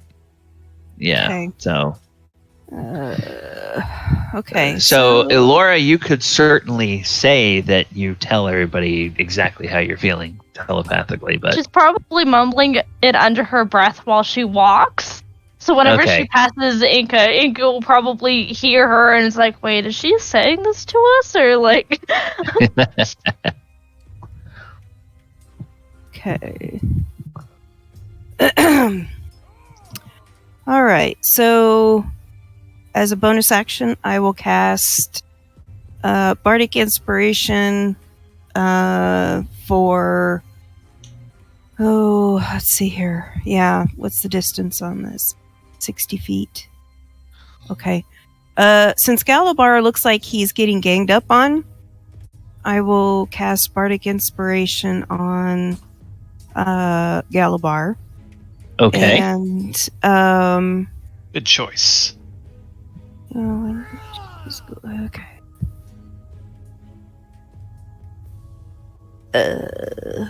See within 5 feet of you. Okay, so that's not really a. Okay. So she is then going to attempt to cast.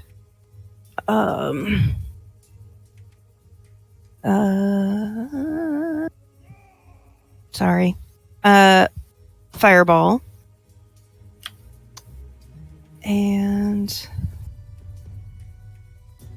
boy, my roll 20 has just gone. You took some metamagic feats, didn't you? I did. And this is my oh, If it's well, come on. cults. I have no idea why this isn't showing up, but basically it's Sculpt 150 spell. it's a lore bard level 6 evocation, and 150 feet, one action, and bright streak of flashes for your pointing finger, the point you choose within range. Each creature in a 20-foot radius sphere centered on that point must make a dexterity saving throw.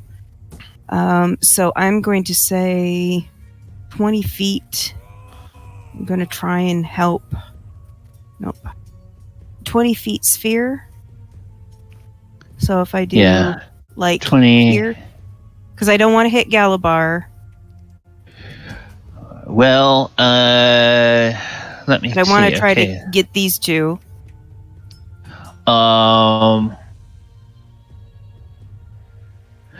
that's right. Okay, so we're still going off of your bard thing at this point. So you just have normal. You just have normal bard stuff. So it's the 3rd level spell for fireball. Right. And then you're going to put it on the map left, basically, of Galabar. Yep. Okay. Yeah, because it says it's a 20-foot radius. If you put it right here, you can hit all 3 of these. Oh, really? Okay. So yeah, I want to try to hit these guys. Thank you. Okay. All right. Is the broken heart? The broken heart means inspiration? Yeah. Okay. Yeah. Okay, so let me go back to here and see if it will let me cast it. Okay. You have to be kidding me. I apologize. GM, you might have to try to go in and Okay. It's do it for me. I may have to reboot. Not reboot, but reload. Okay. So Because yeah. I've been poking stuff and it's not coming up. So it's let's see if I can do this. Roll Yeah. 8d6. Do I need to make it that's a a 15 little foot bit? radius. Okay. There. There's that. Ant. I can. Okay, I can Yep, move it that's so about it it. touches. Yeah, I can move it so it touches those guys. All right. Okay. So it'll miss Galopar and Oyo, and it will hit the others. All right. So, all So right. it Let does me an let me 8d6 do. of fire.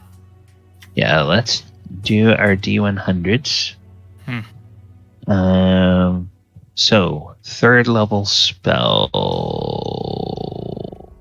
says Meanwhile, I'm going to try to reload this stupid 90% success. And third level spell says 85% focus. Oh, yep. Hey, your focus survived. So no problems there. All right, and then they have to make a DC. What is your spell save DC, Enka? 17. 17. So they make 3 of them make dex saves at DC 17. Oh, one made it. One failed. 2 made it. One failed. So, Oh, crap. 2 of them take 15. One of them takes 31. I'm going to say, okay, I'm going to get that fireball out of there since it's an instant effect. This one takes 15. This one here takes 31. And then this one here will take 15. All right.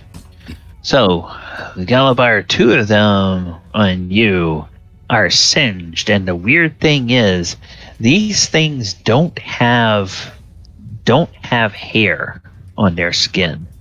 Their But they skin, smell nasty now. yeah, their skin is just kind of fleshy, and now it's all charred and cracked from the fire, and they snarl and whine, and they are very, very angry about that. So, that is Enka's turn. Yep. Oyo, you are up. You have a nasty critter attacking you. Yes, I do. Little ankle biter. Or kneecap biter. Yeah. All right. Well, I'm just gonna, start swinging Samatsa and hope I cut something off. Yeah. All right. A 19 will hit. Would you like it Force. to do psychic force? Okay, so that is 22. Okay, I'll swing again. And with that, oh no, go ahead. 29 will hit. 16, and with that hit, it is bloodied. Okay. Good. Now All right. I will. Oh, it's bloodied. Oh, Yeah, it's Yeah. bloodied. all right. I'm 'Cause, gonna bonus. I Yeah, definitely. And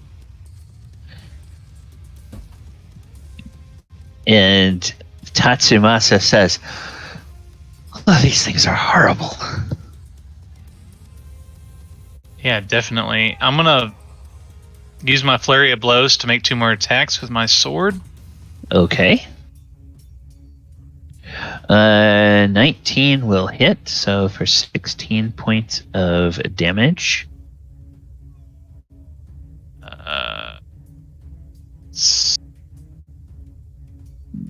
Okay, is that you the have way? one more? I think you have one more attack because you've had, the flurry of blows gives you a second attack, right?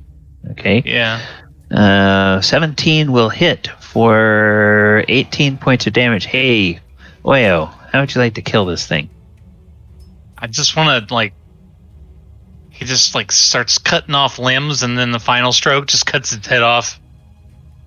Okay. You're welcome. It. Yeah, Heather is still playing EverQuest and worried about not getting the experience for a kill. And he wouldn't have gotten rid of it that fast without my help. Yeah. Yes. All right. So, yeah, it goes down hard. It's my turn, and yep. Now, do you want to take a movement? Because I think you still have a movement. No, I'm gonna stay right there. Okay. All right. Then we come to Galabar. Galabar, you are well and truly surrounded. And these things, their bite hurts. Okay, which one bit me? I think it was this guy here that bit you. Which is the guy that took the brunt of the fireball. So none of them are bloodied yet, but he's the one that's the most hurt. Okay, raging, because that damage freaking sucked. And this first attack is going to be a sweeping blow. I'm spending a 3rd level spell slot for that to hit three people with this attack. Starting with this one. Okay, starting with this one and then going around clockwise or counterclockwise? This one no, and then hitting this one. Clockwise. Okay, all right. Okay, so that is 31. That is 28 damage. 28 damage. Any of it typed? The 5 is cold, but these two right here only take 23. Okay, so the first one will take 28, and I just want to make sure. I don't think they have any. Oh, actually, instead of taking 28, he takes 2 less than that, so he takes 26. So he seems to not quite take as much from the cold damage as you would expect. And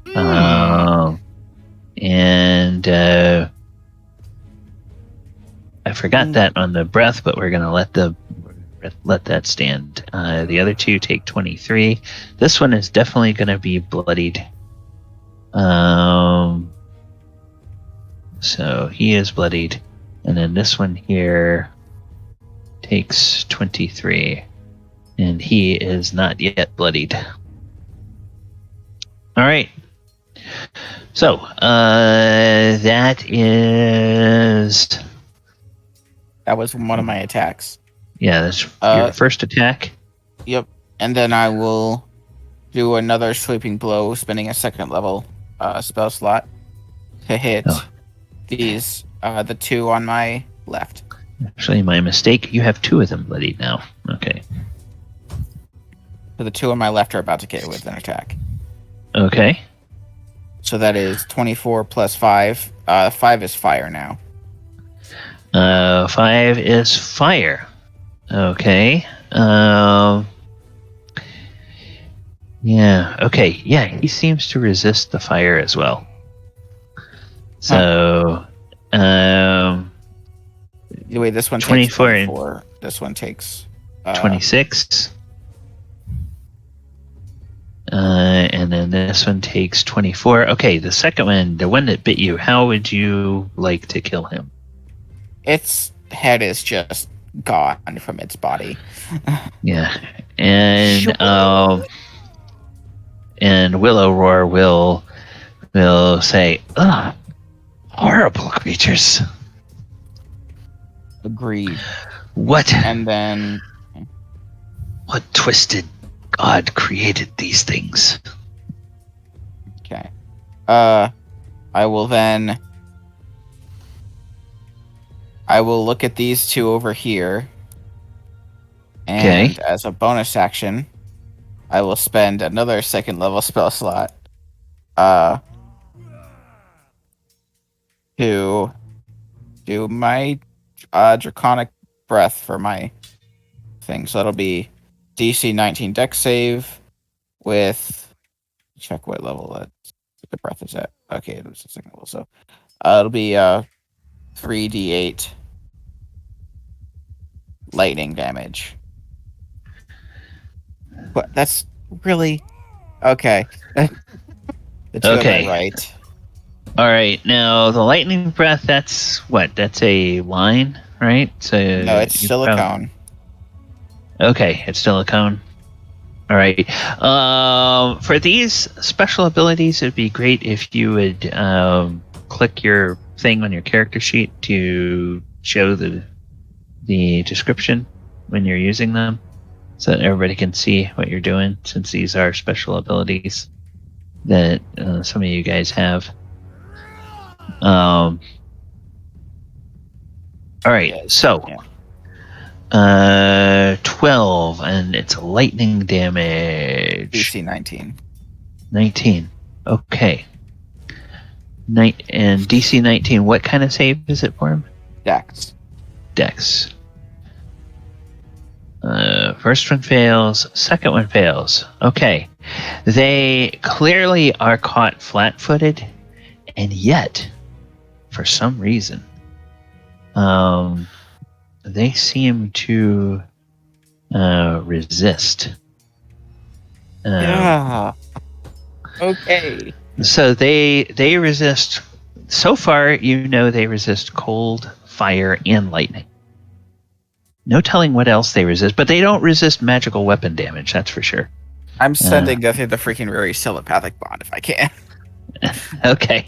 All right. Yes. Free action. Everybody hears, oh, yep, they're resistant cold, fire, and electrical. But magic weapons seem to work just fine. They're resistant to fire? Yep. Yeah, I gave you guys some free damage because I forgot to look at their resistances because we were having so much trouble getting your fireball and getting the breath going and all of that kind of stuff. So, yep. All right. So, anything else, Galabar? Nope. Okay. Adamant, you are up. Adamant's gonna look at this one next to him, kind of shrug. His buddy Galabar's getting bombarded over here. And even though they said he did the fire, having been killed by fire, he knows that doesn't always matter too much.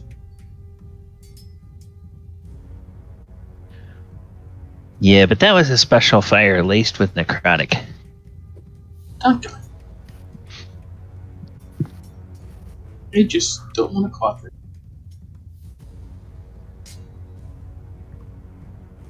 I'd like to meet you. Yeah. Okay, what ability are you trying to do? I'm going to do a wall of fire. It's gonna okay. Yeah. So, and just tell me, how long, what shape, and don't worry about trying to draw it. I can draw it, and then we can move it. Okay, there you go. All right. But that, okay. And that should all miss Galabar.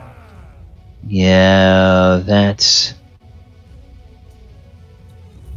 Oh, shoot. Okay, that's why it's not working. Yeah, so I'm going to take the liberty of doing that. Because that looks like fire. Picky, picky. Okay. Alright. I'm casting at 5th level.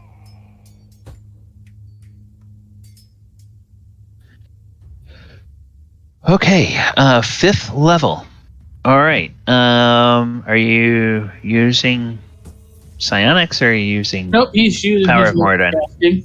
Okay. Drawn a Power of Moradin. They must make dex Yes. saves. DC 17. So We say that's they're making one. death saves instead. Oh, 1 failure, 2 failure, 3 failure. So they all fail. So that's a total of 34 Yep. because it's 26 and 8. Okay.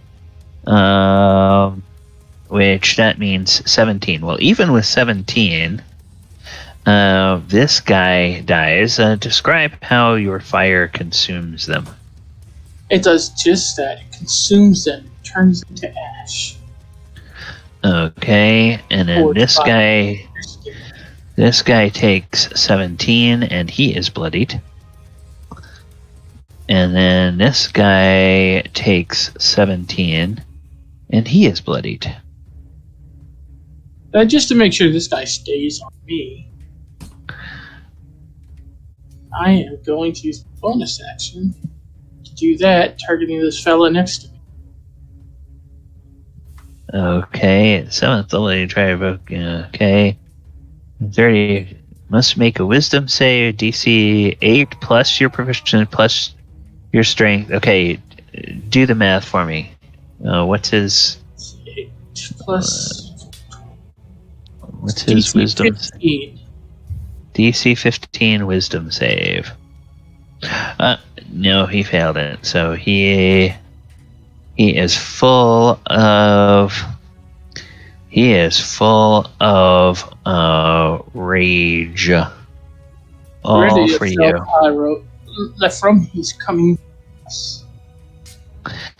And left from is like, keep that thing's mouth away from me. Looks horrible. It seems a bite, so I can't do Oh gosh. Well, all right. And last but not least, Elora. Am I still on? Okay. Yep, you're still on. Okay. Laura kind of look up at Adamant, the only one who can see, and says, well, I guess I have to walk up there now even more, because everyone else can fly. She'll kind of like mumble, and she'll... Adamant can't fly.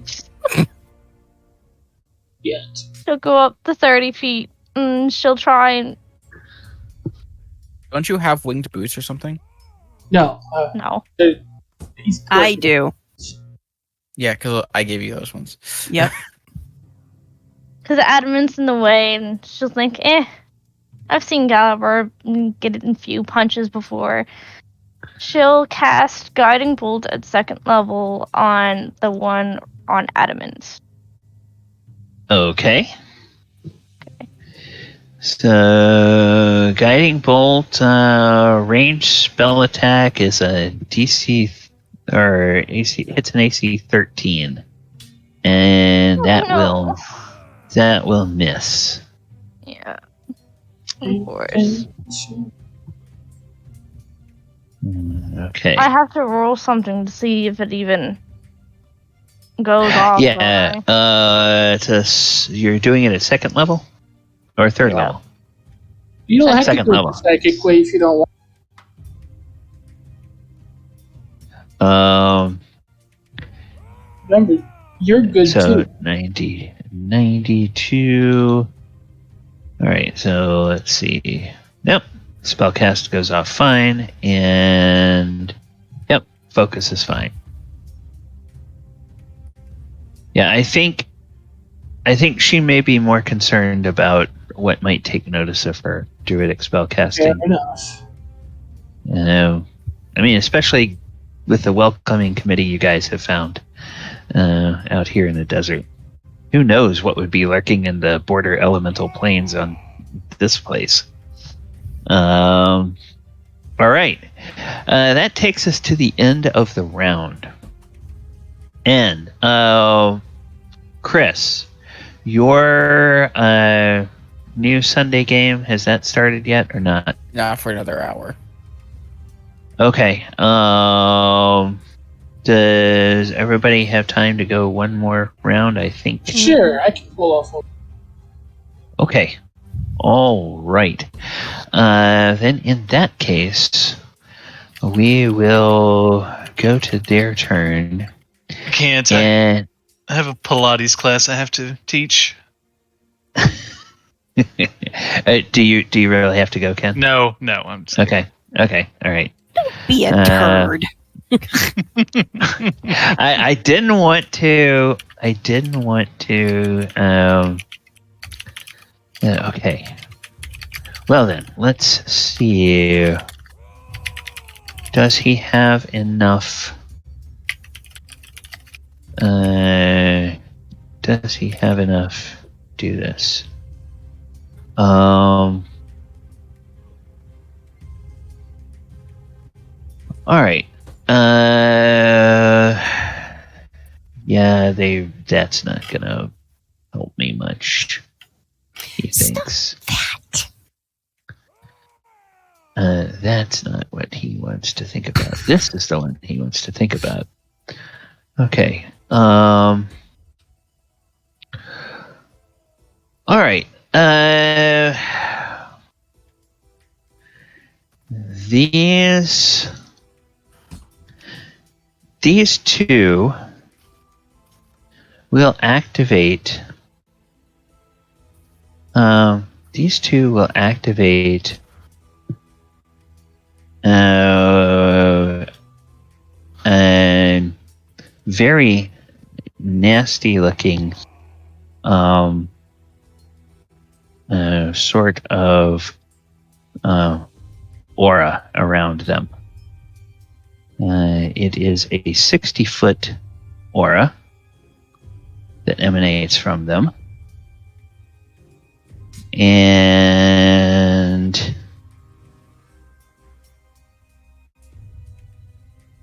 okay. And they both target Galabar.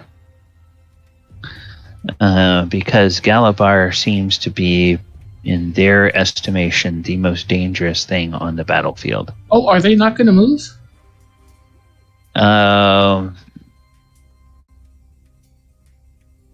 It's the start of their turn. So do they take damage at the start of their turn from the... Checking now.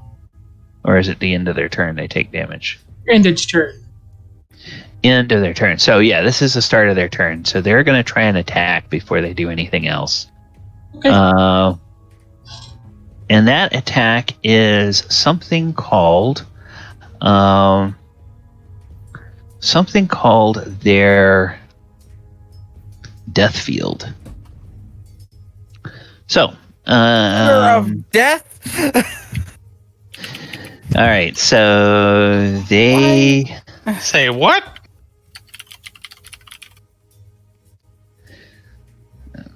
So they basically, this is kind of their last ditch. We're gonna die if we don't do something. They both hit me with one. Well, now you get a save, right? Con saves, but that's a lot. Yeah. So. Yeah. Con save. Necrotic. All right, and their spell save DC. What is their spell save DC? Oh, it's only a 12. So you succeeded. So you take only half of the damage. So from the one, it's that. From the other, it's that. What the? What hell? If I had failed one of those saves, Galabar would be a zombie.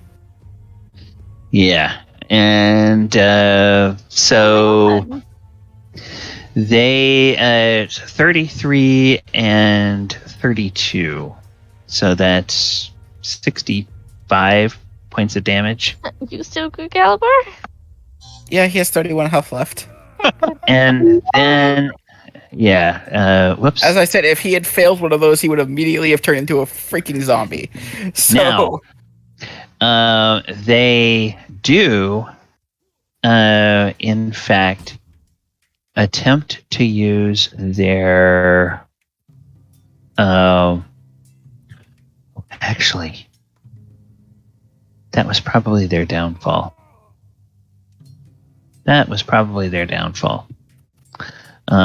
Because they just start running.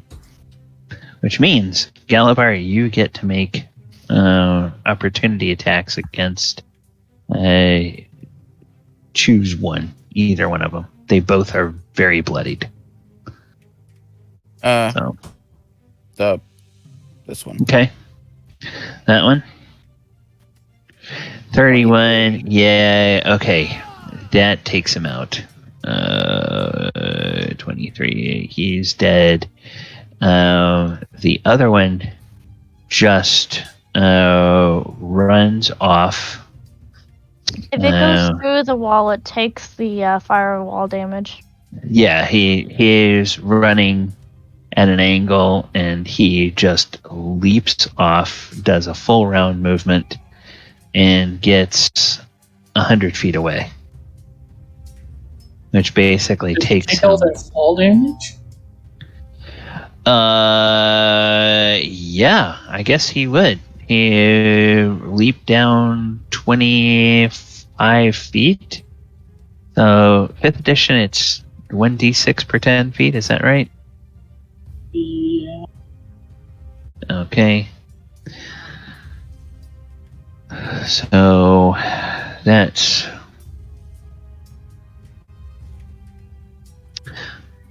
so you hear a when it hits the ground.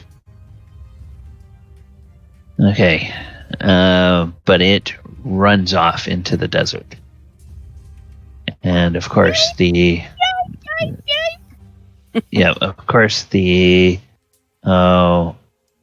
aura from this other one here disappears because it is dead. And then let's. Boom. Okay. All right. And then this one is off the. This one is off the battlefield, so that aura is gone as well. They rolled such nasty damage on that. Yeah. Okay.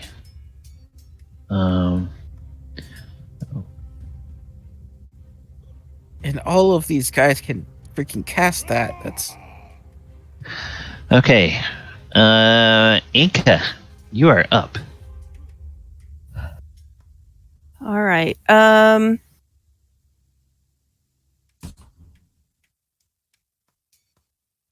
I wanted to attempt.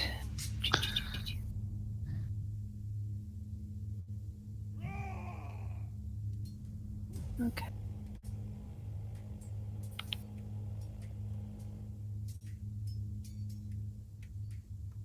Okay. Sorry. Struggling with stuff just because I have somebody in the way.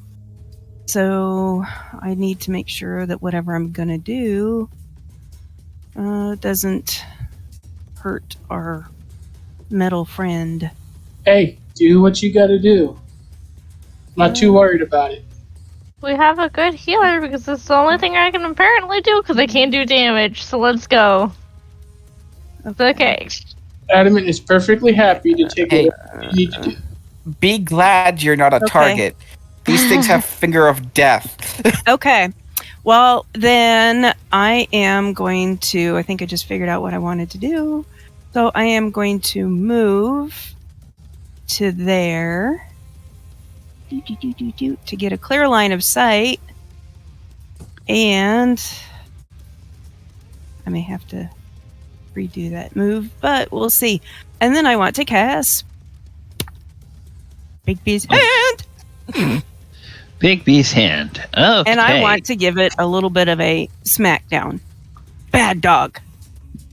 Okay, so you want to do the clenched fist attack. Okay, so we're gonna have to get you your job between now and next session is go out and find me a nice big fist token, and we are going to use that. But for right now. Sorry. Somebody put something in chat, I'm sure. Nope. So. It's in the game. Apparently, Adamant said she's getting a real grip on the situation. Such a handy spell. Oh, It is one of my favorite spells in the game. So. yeah. It's First a time very. I've got a chance to do it. Yay! Okay, so we're just gonna put that effect there, basically, and let's do your test for 5th level. 5th level spell. 84% chance of success. That's good. 75% chance of focus survival. That's good. That was close. Okay. And then is it an attack roll or is it a save? Melee spell attack for the hand using your game statistics on a hit. Okay. Okay, so is it So you just melee weapon attack. Because I'm going to say you're proficient with it. It's a spell. You're proficient. So okay? just make an attack roll with a melee weapon. Any melee weapon that you have on your character sheet. I mean, it would be going through your charisma modifier. So, what's your spell attack bonus on your spell thing? That would be 17. That's not your bonus. Oh, not my bonus. I'm sorry, 9. So do so plus 9. D20 plus 9. Yeah, Okay. D20 plus 9.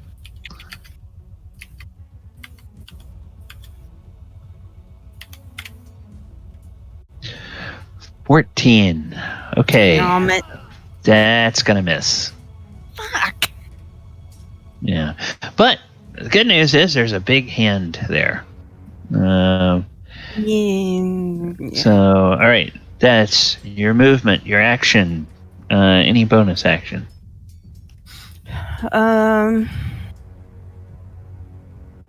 I guess Bardic Inspiration on Elora. Okay. Bardic Inspiration on Elora. All right. Yay, that could have came in handy. Oi, yo, Husa. Yarr! Galipar has defeated all of his enemies and is looking very woozy over there. But Adamant is getting chewed on. Just ineffectual. Yes, he's getting chewed on. He's just kind of standing there looking at. Yeah. Did I forget to attack you, Adamant? Yes, you did. Okay. All right. You're welcome.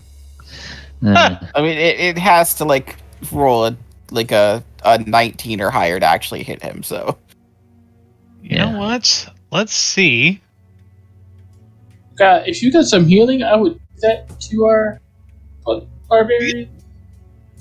Oh yeah. Let me see here. See what I can do. Healing. No, nothing. Let's see here. What else can I do? You know what?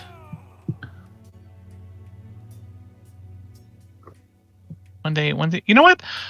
Okay. I'm gonna move a little. Move over here. And then I'm going to cast a spell. Okay. It's not the best, but I really hate how I have to keep bringing up this character sheet. It's really annoying. Real quick in Roll20, if you're using your Roll20 character sheet, if you just double click at the top of it, it will minimize it. And then you don't have to completely close it and open it every time. You can just double click on it and you can pull it up as needed, and then it will conveniently sort of tuck out of the way. You mean like look at minimize it? Yeah. Yeah. Okay, so wow, I could do all kinds of really cool stuff. What? That's insane. I will cast Tasha's Mind Whip, or at least try. Okay. All right. Lash out at a creature. Target must make an intelligence saving throw. 3d6 psychic damage, and it can't take a reaction. All right, and it only gets one. Okay, we have to talk after the session because I don't have spell slots, so I don't know how I'm supposed to do this psychic point stuff. And secondly, let me see here. I can should be able to just roll this. Did it not roll damage? I input it as an attack. It's input it as a spell card. Yeah. You So have to roll it manually. yeah. So let me do what is your spell save is DC 17. So let me do that. It's set as a. There we go. Okay. And that's a second. So let's do our little tests here. And 92% chance of success. And 90% chance of focus survival. Yep. Both fine. And 13 psychic damage. So now it gets to do a intelligence save. So it fails its intelligence save. Okay. And it's psychic damage. Yes. Hey, guess what? It apparently is not resistant to psychic damage, as it takes all of that. It's a miracle. So, yeah. All right. Anything else, Oyo? No. That's it. Okay, Galipar. There are no enemies around you. There is a nasty wall of fire that you have to navigate around if you don't want to get burned by running through it. Yep, you're good. I will then aim at that enemy, and I'll end my rage, and I will fire a second level chromatic orb. Acid damage. Acid damage, okay.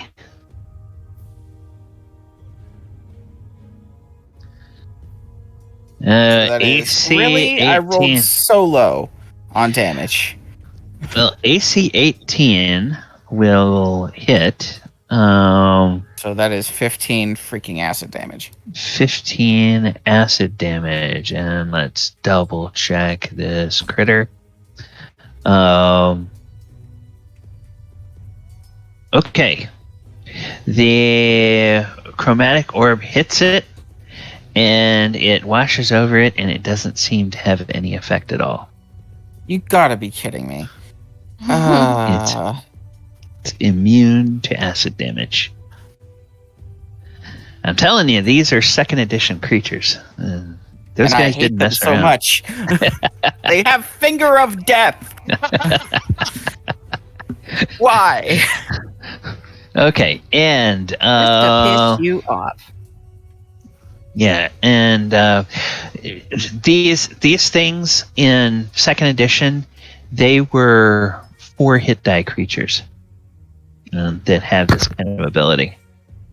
Yeah, second is not friendly. Yeah, Hey, so Question. He's not pulling any punches as the campaign goes on. It gets harder and harder. Finger of death can kill half our casters in one blow. And they immediately come back as a zombie. There's no freaking death saves. I can't be zombified. Okay. Anything else for Galapar, or are we ready to go If to you have Adamant? more movement, walk There's closer. nothing else I can do. Okay. If all you right, have more and- movement, walk closer. Oh, Enka Hey. is saying if you have 5 more feet of movement, move one closer. If you don't have any more movement, then I guess you're... I gotta check to see.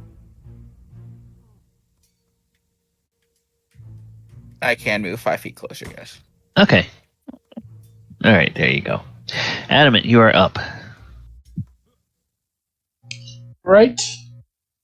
I am going to reach out and touch it. Read out and touch Let's hope it's not immune to necrotic. I hope not. Okay. Make a touch attack. 19 will hit. Total of 23 damage, right? Yep. And You it also rolled incredibly low. and it takes all of that. They are not immune to necrotic damage. They're not even resistant to it. I'm going to drop the Spiritual flame. weapon. Yeah, spiritual. Oh, okay. Or are you going to move your spiritual weapon or drop it? Not the spiritual weapon is not going to do it. I'm going to drop that too. Okay. All right. Anything else? Bonus action. Whip smack it. Okay.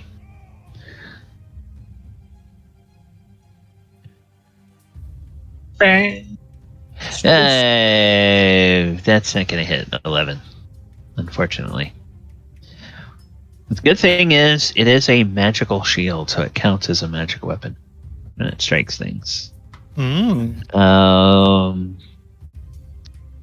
Elora, you are up. Get him, Elora. 30 feet to here, and she'll kind of like say to Gallagher and like point at her ground like a mom and just snap her finger and says, "Come here! You're bleeding all over the place." As she'll hold an action to do cure wounds at 3rd level on him. Okay. So, Galapar has some healing coming. Now, at the end of this round, 'cause I've made a secret roll away from the table at the start of combat, after Enka remembered to blow her whistle, and it was going to take 3 rounds. And what happens at the end of 3 rounds is that you see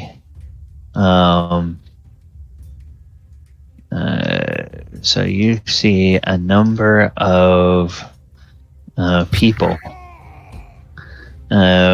bolt around a corner from one direction, and then a number of them bolt around a corner from another direction.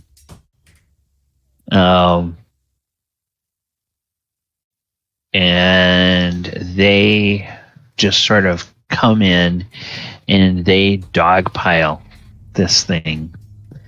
And with a few well-placed blows from weapons, they take it down. But it's like they send, there's like 10 of them that come up to try to attack this thing. Good lord. And they were like, they look over at Galapar and they say, "Oh, you are fortunate. One of these things is very deadly. I see it mauled you pretty badly. The rest of you, are you quite hurt?" Adam just kind of wipes the scratches off. Fine. There wasn't 1. There was 5. Or 6 of them, actually. I think one of them got away. And they say, "Wait, there was a pack of 6 of them?" Indeed. Yes, I killed 3 on my own. 1 got away. There was a pack of 6 and you survived? Well, Yes. he didn't kill them on his. Oh, yeah, the fire helped. You are powerful warriors indeed. There has not been a pack of 6 Tembo seen in one area in over a century. And normally 6 would be enough to destroy an entire village. The fact that you survived against a pack of those is indeed mind-blowing.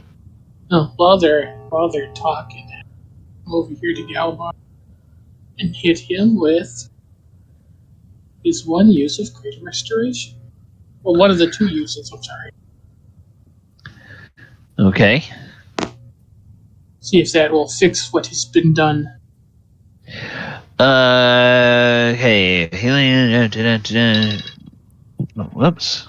Greater restoration. Yes. That will. Greater restoration will reduce any. One effect reducing the target's maximum hit points. Yes. That reverses that. So, Galopar, you regain all of your hit points, and you are back to being a 10th level character. I regain all of my hit points? Well, wait. You can regain your negative level. Yeah. Okay. I'm sorry. I thought you were doing healing. No, he's doing Greater Restoration. Okay, never mind. Then yes, the effects of losing a level go away. Freaking negative. Does he gain any hit points from that? Not from the Greater Restoration, no. Okay, all right. But since I'm right here, All right. nobody else got hurt, so I'm just going to cast Beacon of. Okay. Well, Chris, I know you have to run. You probably want a little break between games. So, yeah, I will. Well, he's just going to get a level 5 cure wounds on him, so it's going to be like 45 health back. Because it's maximized, right? Yeah. Okay, so you can add 45 hit points. Back up to 97 out of 140. So he's no longer bloodied. And yes. Laura, Go ahead. if anybody else heals him too, it gets max healing. Just so you know. Yeah. Okay. For the next minute. I'm good. I don't need any more healing. Okay. They will start going and inspecting the rest of the corpses. Enka, do you drop the fist or do you keep it up for the time being? I keep it up for the time being because it'll last an hour. Okay. All right. Yeah, they all look at that and look at you all and they say, "Yes, you are powerful indeed. We thought perhaps there was maybe 1 or 2 Tembo in the area. That there was an entire pack of 6 is indeed terrifying." And then after a couple of minutes, another 2 groups of people show up, and they have a Tembo corpse that is kind of like on a big wooden pole, kind of like a pig carcass or a boar carcass that's strapped up there, and they're like, "Yeah, somebody injured, and we killed it, but that's probably the only one." And then everybody looks at them and goes, "No, there were 6. Oh, it's the one that got away from the wall of Oh Yeah. yeah, that was when I didn't. Look hit what was we did! running away from the Yay! Atheer. And we're all like, Yeah. uh-huh. Yeah, exactly. Galabar just looks at him. Oh look, it's the one that ran away from me in fear. Us. And they all look at you all, and it's like, Brr. yeah, you defeated a whole pack. This is, and some of them are like, oh, it is fortunate indeed that you showed up when you did. And then on the way, we will not detail this too much, but on the way back to the village, as they bob along with the Bigby's hand bobbing along beside them. Well, it can carry stuff if they want to carry the carcasses or something. Oh, okay. Yeah. How much weight can it carry? Should It has say. a strength of 24 and it's large. Oh, okay. I think Yeah. yeah. Yeah, they'll throw the carcasses on there because these creatures weigh about 150 pounds each. It has a strength of 26. Oh, 26. Yeah. Okay, so they'll put like 3 of the carcasses on there, and then the other groups will make these makeshift things. They'll hack off dead branches. I'll carry 2 of them. Okay. Just one And over each shoulder. If any were hurt, we would heal them down. All the beacon is still Yeah, they are not hurt. They all apparently came running in response to the whistle. Yeah. So yeah, so you Job, guys, Enka. yeah, you guys found the trouble. All right, well, players and viewers, thank you guys for hanging out today. Hope you enjoyed the session. Hope you enjoyed the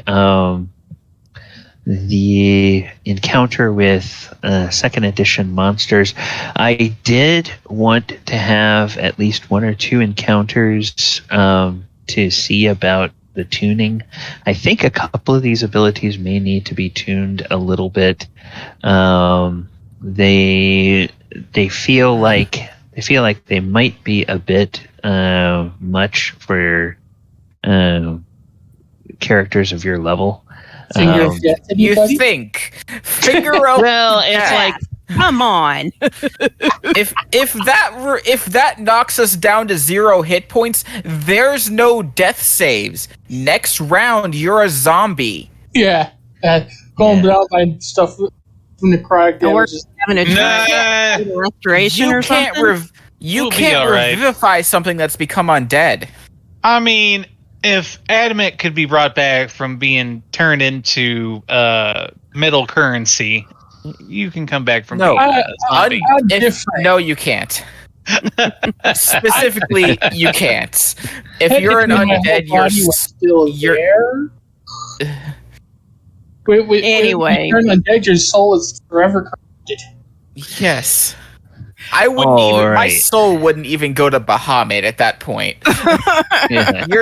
You're no. He's just like, I can't believe you did that to us. It would be like the worst way to die for Galabar. Can't even go Yes. see his deity. I love it. No. Caliban. If I had failed one of those one of those con saves, Galabar would be no more. Yes. Can you imagine having to tell his mother, well, you see, on our mission, Galabar died. He And became then a zombie. And then we had to kill him again. Well, then he just There you becomes an undead barbarian class. Am I right?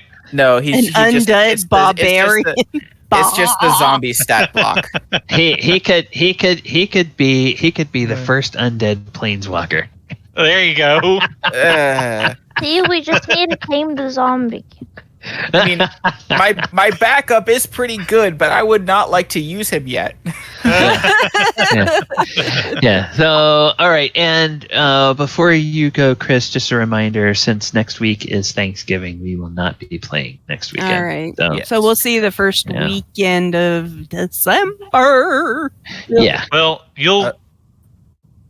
well, yeah, we'll see, Chris. Yeah. Yeah. Talk to you guys. Yeah. Okay. All right. Tuesday. I Take gotta care, Chris. run. I got cats Yeah. going.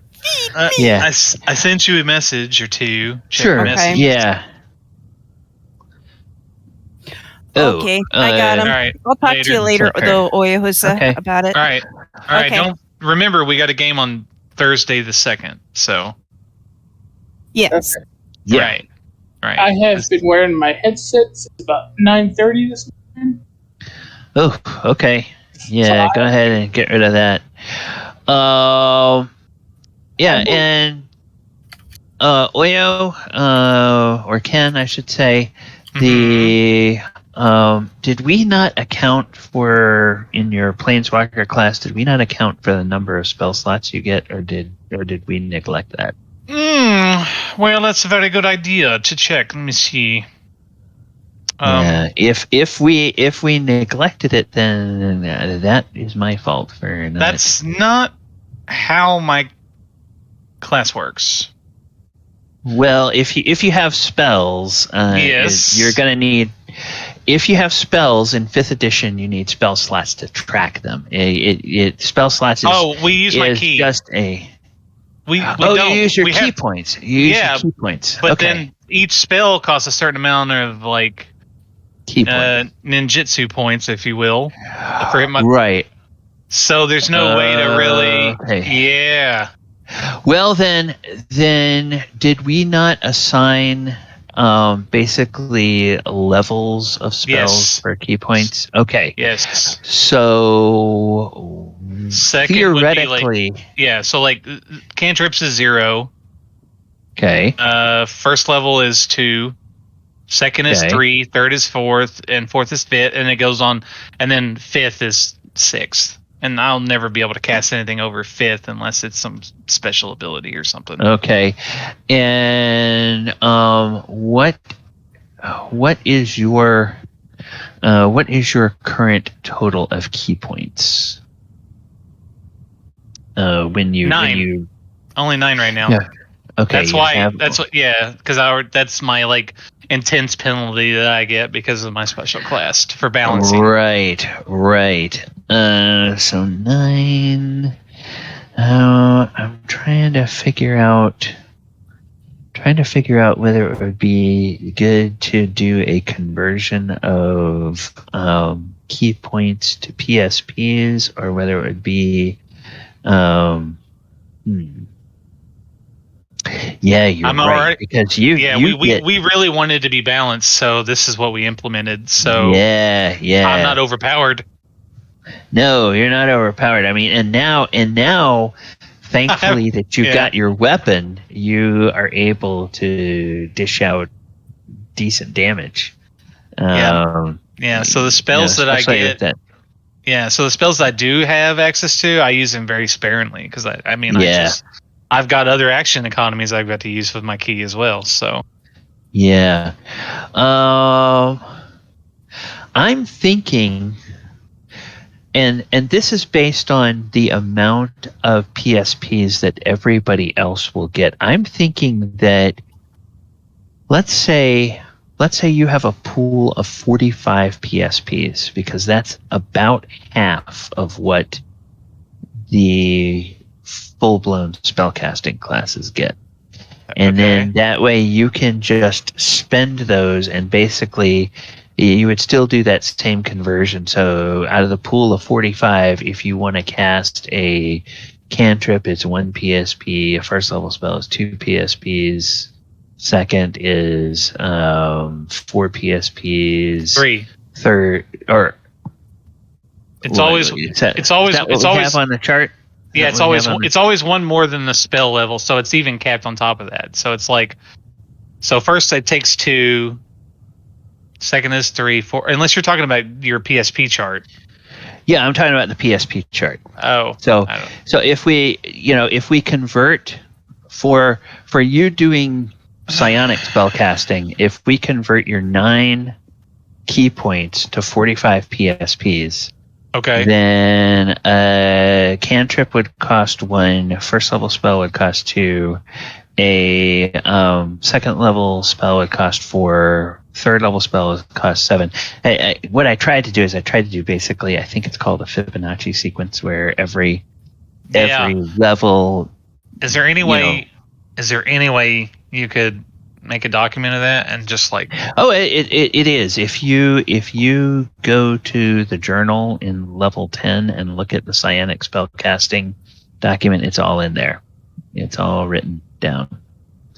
Okay, so and it's the chart at the bottom of that document. But then in Discord, what I'm going to do is confusing I'm as going all hell. to. Okay, first levels. Okay, so cantrips are.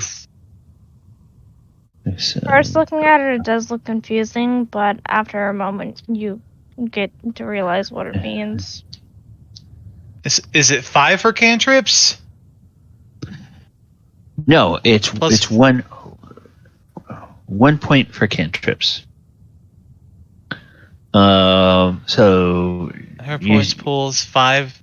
Let's see, 5 cantrips plus 4 first level plus 3.